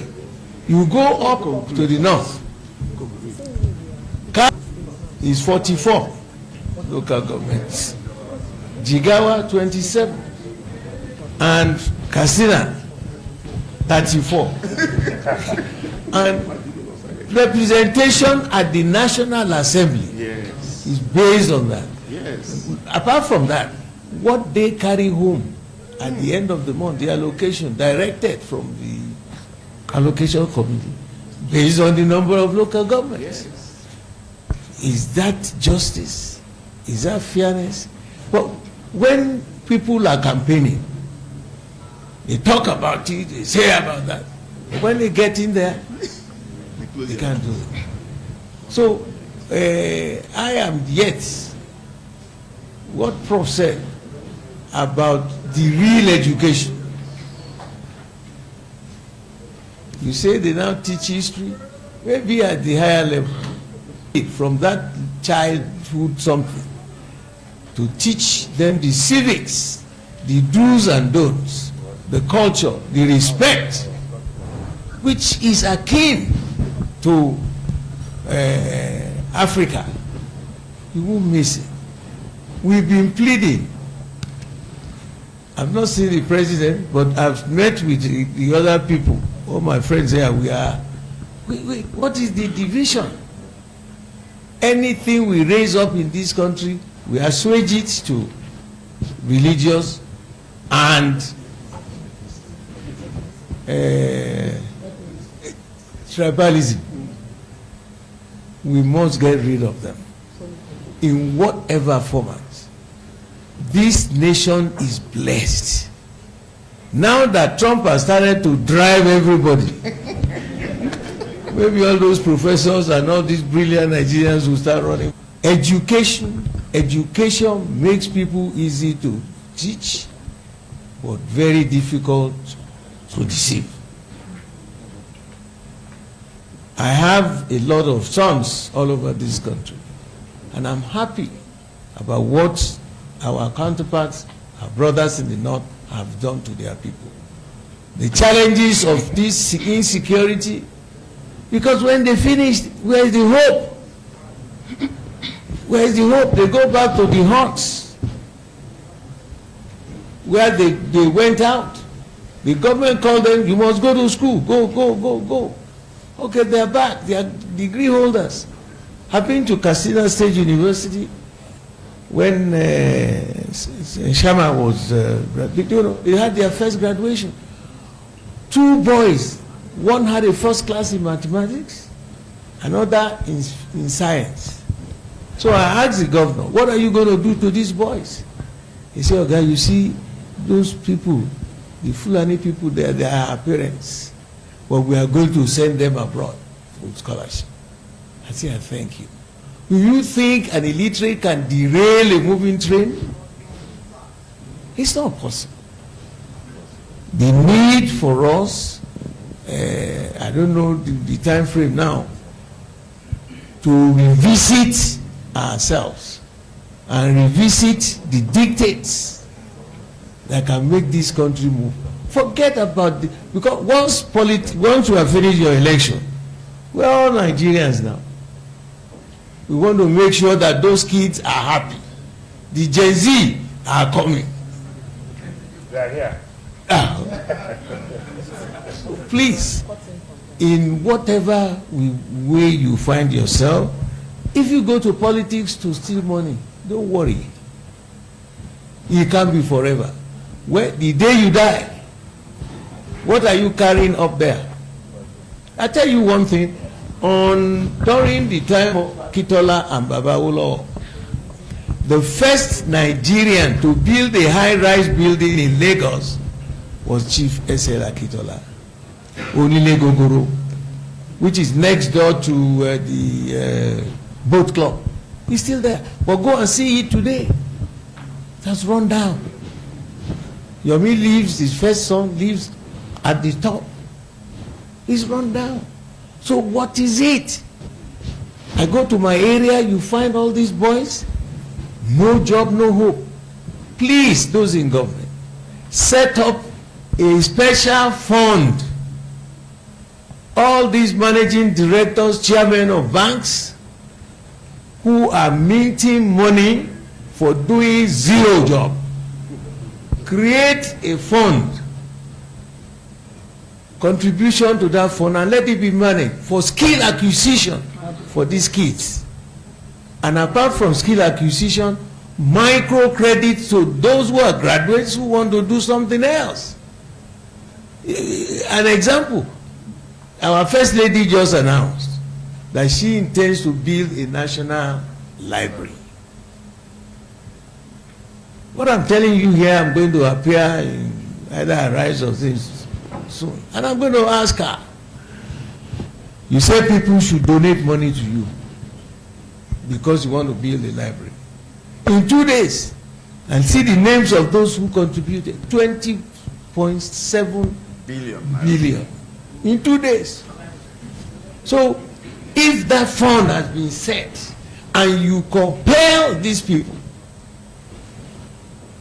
working in the bank, what do they produce? They wait for dollars to come from the central bank, and I think the central bank governor is being more smart now. If you want any dollars now in your bank, you will sweat to get, because that's all how they mint the money. Let's say it the way it should be. We did a bit of it at Oshodi here, skill acquisition for those boys, and at the graduation time they buy the equipment you will need to go home. I want to thank you for my. Thank you very much, sir. Mr. Chairman. The theme has been reconciling campaign promises with governance realities. But I think the best way to reconcile those on a starting point will be to live what we preach as leaders, especially in the public space. Now you tell us to buy Nigeria, eat Nigeria. You don't go to buy Prado Jeep made by Toyota when you have the same Jeep assembled in Lagos, assembled in Nnewi, and assembled somewhere in Ogun State. That is how to lead us, and we will follow you. And I think that is the message I'm passing to my friend here, Larry. Take it back to them.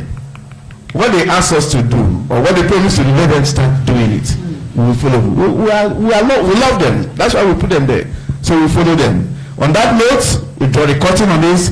Thank you very much, panelists. Excellent panelists. Can we give a round of applause to them?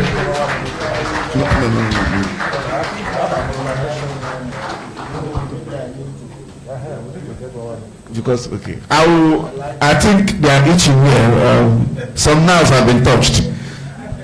So we'll start from Premium Times, Mr. Kilimojid. Yeah, I just want to. Just 1 minute each, please. Alhaji Lai Mohammed responded to a comment I made about COVID-19 pandemic and government not doing anything for the media. So he sent in a note to say it is not quite true that during the COVID-19 pandemic, the government did not do anything to help. As a minister, during COVID-19, we offered palliatives to the broadcasting sector by writing off a huge percentage of their debts. I'm sure he's talking about their licensing fee debt, and but the arrears, until you said this, I didn't know about that because I don't belong to this sector. So I like that. But thank you for the feedback, all the same. So do I know? Okay, DG. Thank you very much. Let me end my salary, if you permit me. When we started, we had the national anthem. Okay, so we had the 3 stanzas. That was wrong. It's only the first stanza in all of this event. You have the 3 stanzas only when you have the independence celebrations, inauguration of the new president of the National Assembly, like that. Yeah, so it's only the first stanza. Then the third stanza, you don't sing it, you recite. It's a prayer. So it's been adopted as the national prayer. So you could recite it first. Then the first answer, tongues, tribes and tongues may differ. What we have is plural of tribes and tongues, because the way it is in the Act is the way we must promote it. Then the last line, Nigeria all it is not are proud to serve. So it is Nigerians all, not and. Yes. So what I saw here is and, just for us to note that. And Allow you to end his play, please. Thank you very much. The Chief Brother George, thank you very much for that wonderful intervention. We always enjoy such intervention from you. But I want to say, sir, Nasemi today has over 1,000 centers in this country, built in localities. Machines are there. You could go there and be working and be earning your pay without paying for those machines. So if you don't have money to buy your machines, you have, and they have for many artisans like that. Besides that, they in macro, at the macro level, the GDP, the inflation, all of that. So the next stage is what is called micro. So a program is going to be announced very shortly, which is called the New Hope World Development Project, where 1,000 people in every ward will be picked, every single ward, and we have 8,809 wards in Nigeria. So if you multiply by that by 1,000, so they will be given support to develop skill and to also set up businesses. So in a couple of 1 year, 2 years, we're going to have about 8,809 businesses times 1,000 produced, because it is believed that productivity can only be kick-started, right from bottom, just as you said. Bottom up. Thank you so much, sir. Thank you. Prof, please. Just to remind us that we're here to talk about reconciling campaign promises with governance realities, challenges, and prospects. For me, I believe that we have prospects, and so we should know, people in government should know that promises only build hope. Performance will build trust, so that we can trust them again. And I'm happy with the last, they're able to do that for our people, then there will be trust. Thank you very much. Thank you. Can we give them a round of applause? Excellent panelists. On this note, the curtain is drawn. Panelists can go back to your seats, and I hereby yield the microphone to our master of ceremony. Thank you very much. Okay, so come down there. We are going to have a group photograph. Please come here. With the permission of Mr. Chairman, sir, I'd like to invite Mr. Chairman, the keynote speaker, and Alhaji Lai Mohammed, Mr. Femi Adesina, and everybody on this table to come forward for a group photograph, please, with the kind permission of the chairman. Mr. Motosho, please join us.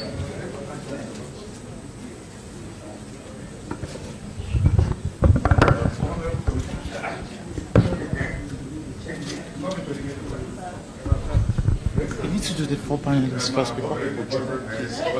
It's important. It's important. Okay, we'll do it.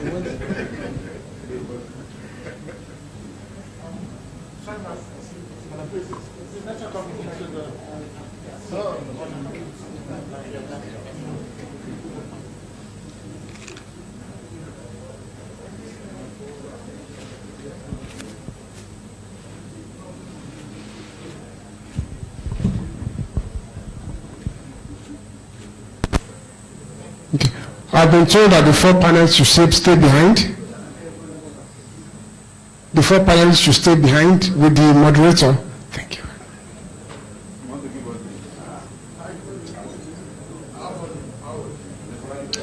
Okay, so while that is going on, let me quickly recognize the presence of the Honorable Commissioner for Information and Strategy in Lagos State, Mr. Thank you very much. Mr. Gbenga Omotosho, representing our host governor, Governor Babajide Sanwo-Olu. Honorable Commissioner, sir, Lagos State is our strong partner, they are a major partner, and they are our host city. Mr. Omotosho, we are back in Lagos after 3 years. Also, I'd like to, please let us be seated.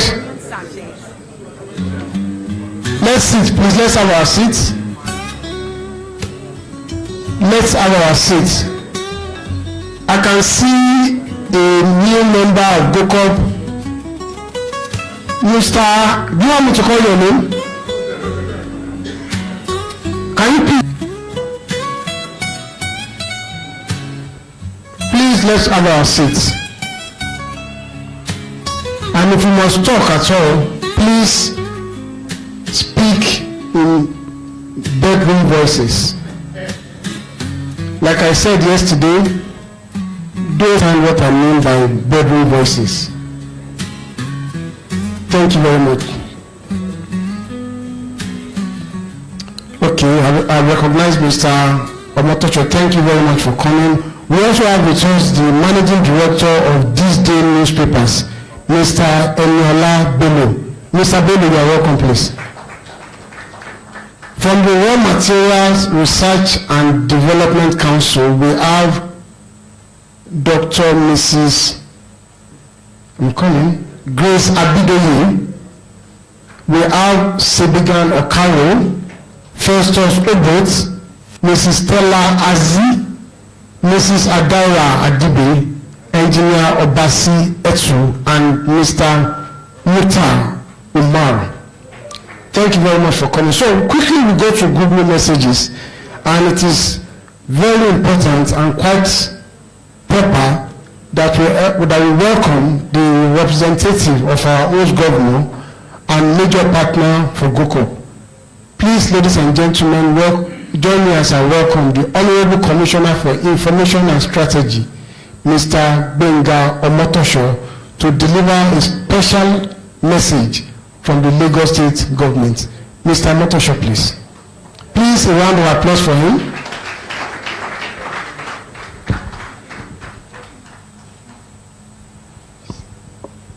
Thank you so much, Mr. MC. Good afternoon, all.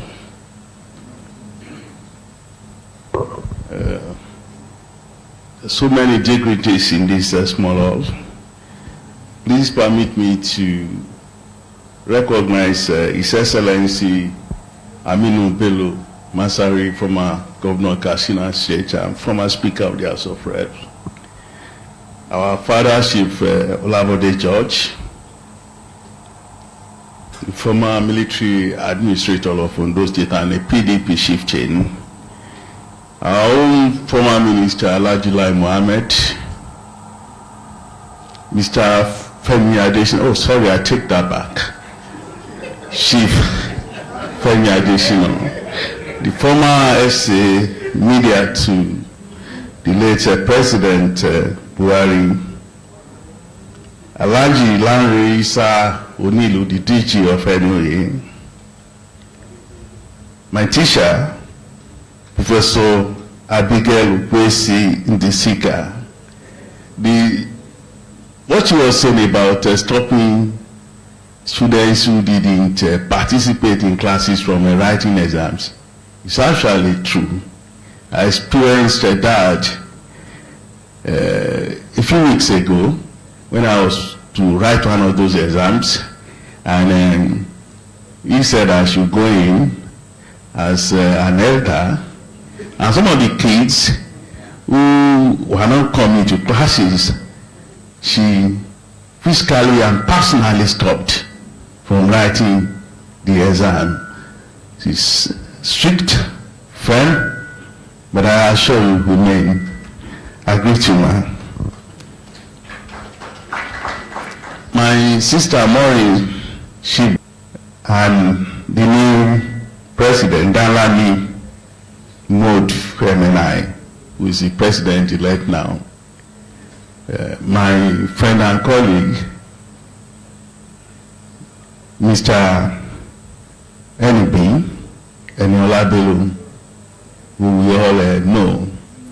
Is I would like to seek the indulgence of the chairman of this occasion to make a very, what I consider a valid request from this gathering. Recently, something happened in our community, journalism community. One of us, a Tuesday reporter, was shot in Abuja, or people said he was shot, so others, so many stories. I will come to that later.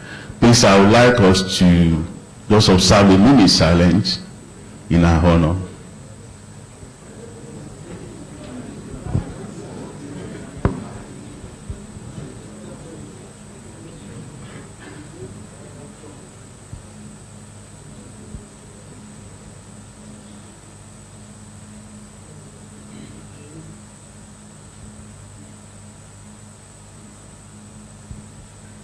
May some so rest in peace.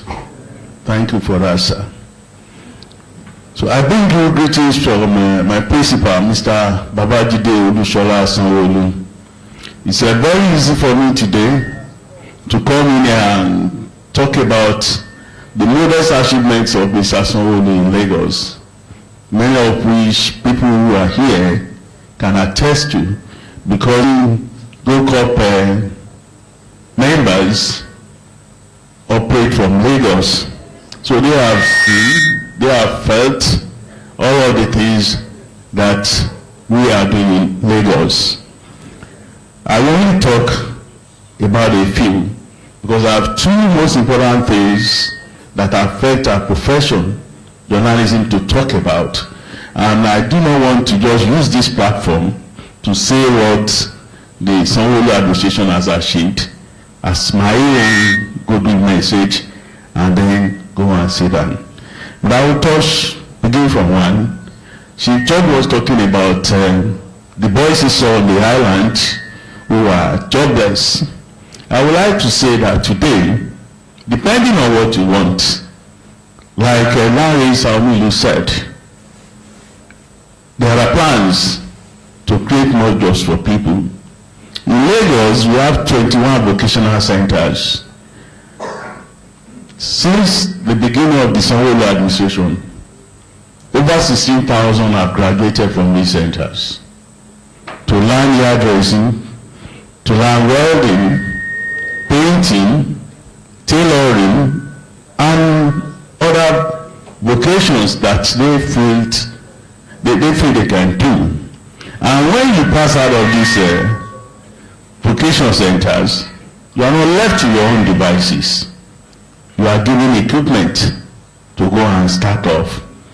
And recently we had a graduation of about 5,000 of them. And it was a very good and big spectacle. People having sewing machines, people having welding machines to take home. And apart from that, the kind of schools we are building in Lagos nowadays, there are schools where people can learn any trades they want to learn. You don't have to drop out of school because you want to go and learn a trade. There are comprehensive schools where teachers who are masters in so many trades teach people how to do all these things. Yesterday, we commissioned 120 unit housing estate in Achara, Badagry. But like I said, all of the things that modest achievements of the Sanwo-Olu administration, they are there in the public space. Today is not about speaking about achievements. I am here not just as a representative of Mr. Sanwo-Olu, but as a journalist. And I think for me being in public office, I've had the opportunity of examining some of the things that trouble our profession. And I feel that these are things that I should talk about and not just Mr. Sanwo-Olu's modest achievements. And there are two things. One, nowadays, most of the people that are called journalists, they are mere commentators. You wake up in the morning, radio, television, a man picks up the microphone and begin to talk like a judge, like an expert in everything, condemning everything going on, and not having anything that you can call a solution. And then they invite people to come and talk. And it's all about battering, it's all about criticism, it's all about incitement. And why? I've just mentioned the This Day reporter who died. When the event happened at night. In the morning, the next day, for the next 24 hours, nobody knew what happened. Even the next day, nobody knew what happened. Up to today, there are still arguments about what happened. And it occurred to me, the next day, I saw people on television talking about this and giving 1 million versions of the story. For me, this is a very terrible thing that has happened to our profession. That even in matters that concern us, we cannot report accurately. And why? Because everybody today will just sit down in one room in the newsroom and begin to write a column. These people will read and begin to comment. Something will happen, you won't ask your reporter, what happened, how did it happen? You just get onto the microphone on television and begin to make comments.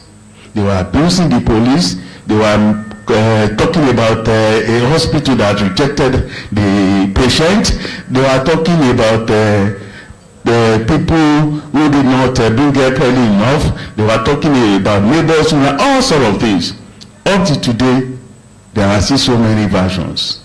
This morning I learned that the police have arrested all the suspects.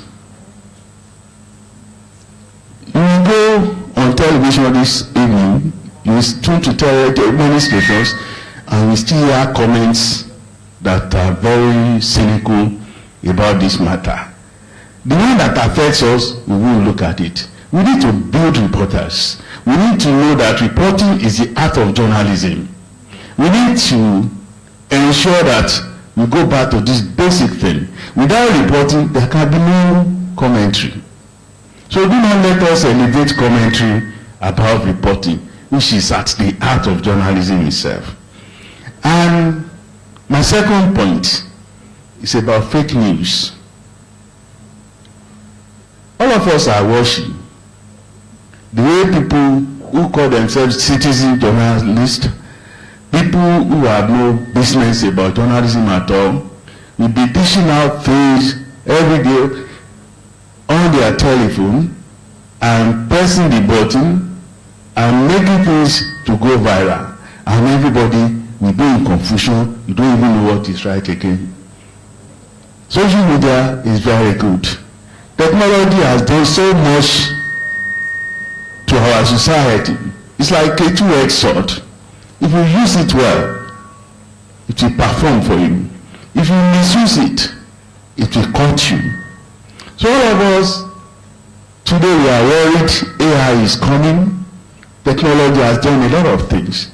And if we keep on watching, especially those of us who run online publications, and we allow all these purveyors of fake news to overtake us in the race of dishing out credible information, or to just conquer the whole space, the news media space, is going to be very terrible for our profession when AI gets here in its full-blown stature. To be very difficult for us to ensure that our profession survives. Today, anybody can be in one room in an unknown village. So long as he has access to a telephone, an Android phone, he can write whatever he likes and then send it out there. And if the authorities are trying to bring consequences, 99% of us in this room will be shouting free speech. These are things that I would like us to think about the future of our profession is at risk because technology is there. Those who want to use it negatively, we should not allow them to. We should continue to be purveyors of credible news so that the public can know that it's not everything that you see on the social media that is false. On this note, like I said, I will not want to bother you with all of the modest achievements of my principal, who sends his very warm greetings to this gathering. I thank you so much for the opportunity.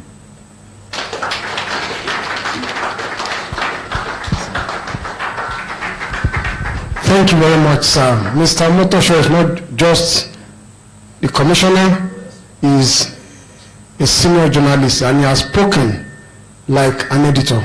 Ogasa, once again, thank you very much for that. We move on with our goodwill messages, and I've been given the permission of the president, Ms. Mohan Chibo, to invite, I have the permission of the president to invite Alhaji Lai Mohammed for his goodwill message. Please, let's welcome Alhaji Lai Mohammed.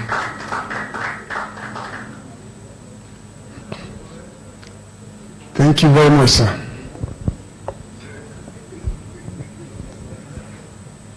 Thank you very much. I wasn't expected to be called upon to make any speech.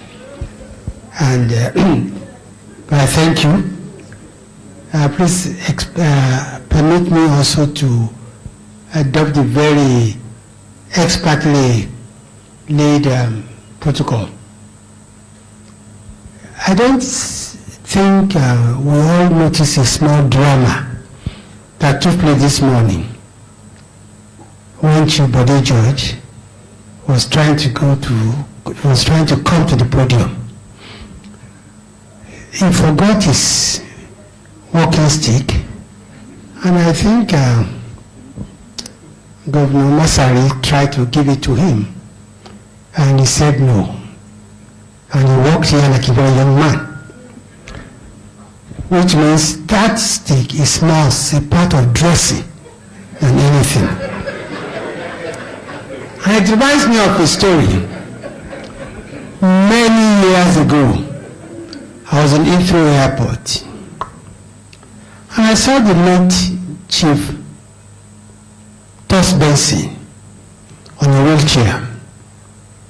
I was being pushed by a caregiver, who was a white man. I was with him with the late Chief Odolami. I was very worried and concerned. Why would the Chief Tos Benson come here for medical issues? So we said, okay, when we get to the aircraft, we'll go and pay him, we'll go and greet him. Because I was in the economy class, Chief Tos Benson was in the business class, first class. So I went with Chief Odolami to go and say, Baba, I hope you are feeling better. But we saw him, before we got there, he was walking all about in the first class compartment and chatting. So Chief Odolami said, Baba, we thought you were not feeling well. We just came to greet you. He said, no, I'm very well. Then what are you doing in the wheelchair? He said, long story. He said, when the Europeans first came to Nigeria, they forced my father and my grandfather to be carrying them on hammock when they were very well. So my father and my grandfather, my first generation, used to carry the white men on hammock. So I resolved that one day, when I become somebody, the white man will be carrying me also.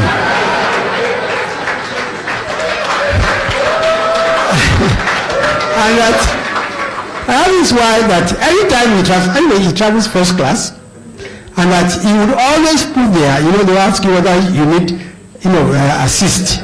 Well, yeah, if I say yes, I need assist, and you will show, they will always insist, it will be a white man, not a black man. I'll carry him. Thank you very much.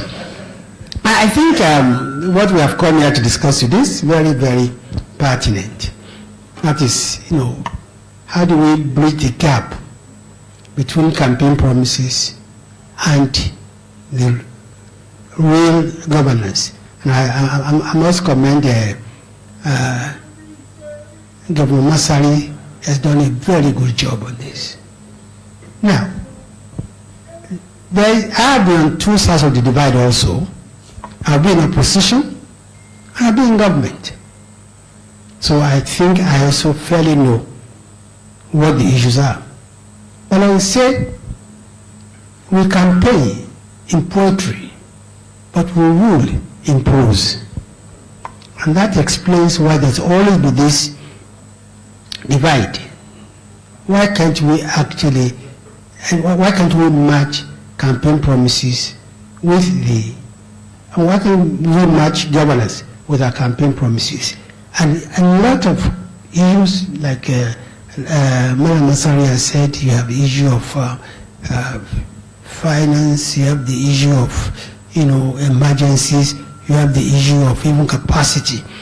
Now, what I found, for instance, is that when you get to government is such a complex machine, and it's not in the hands of the governor or the president.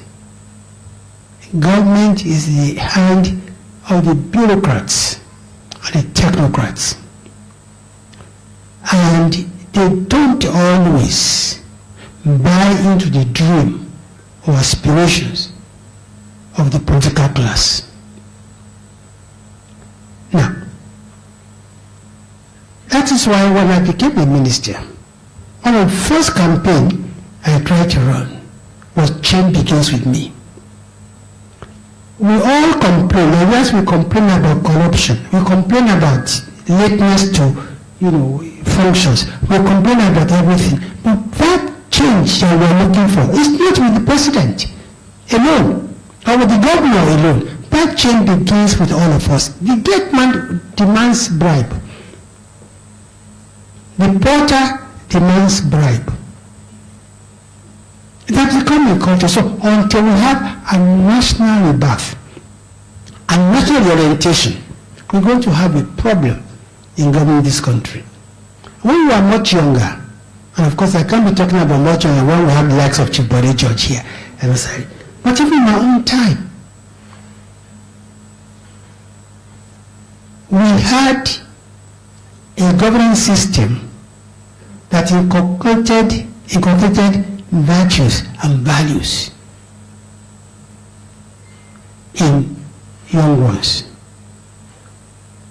Not just by what was taught in class, but by the fact that education that time was largely in the hands of the local government and the regional governments.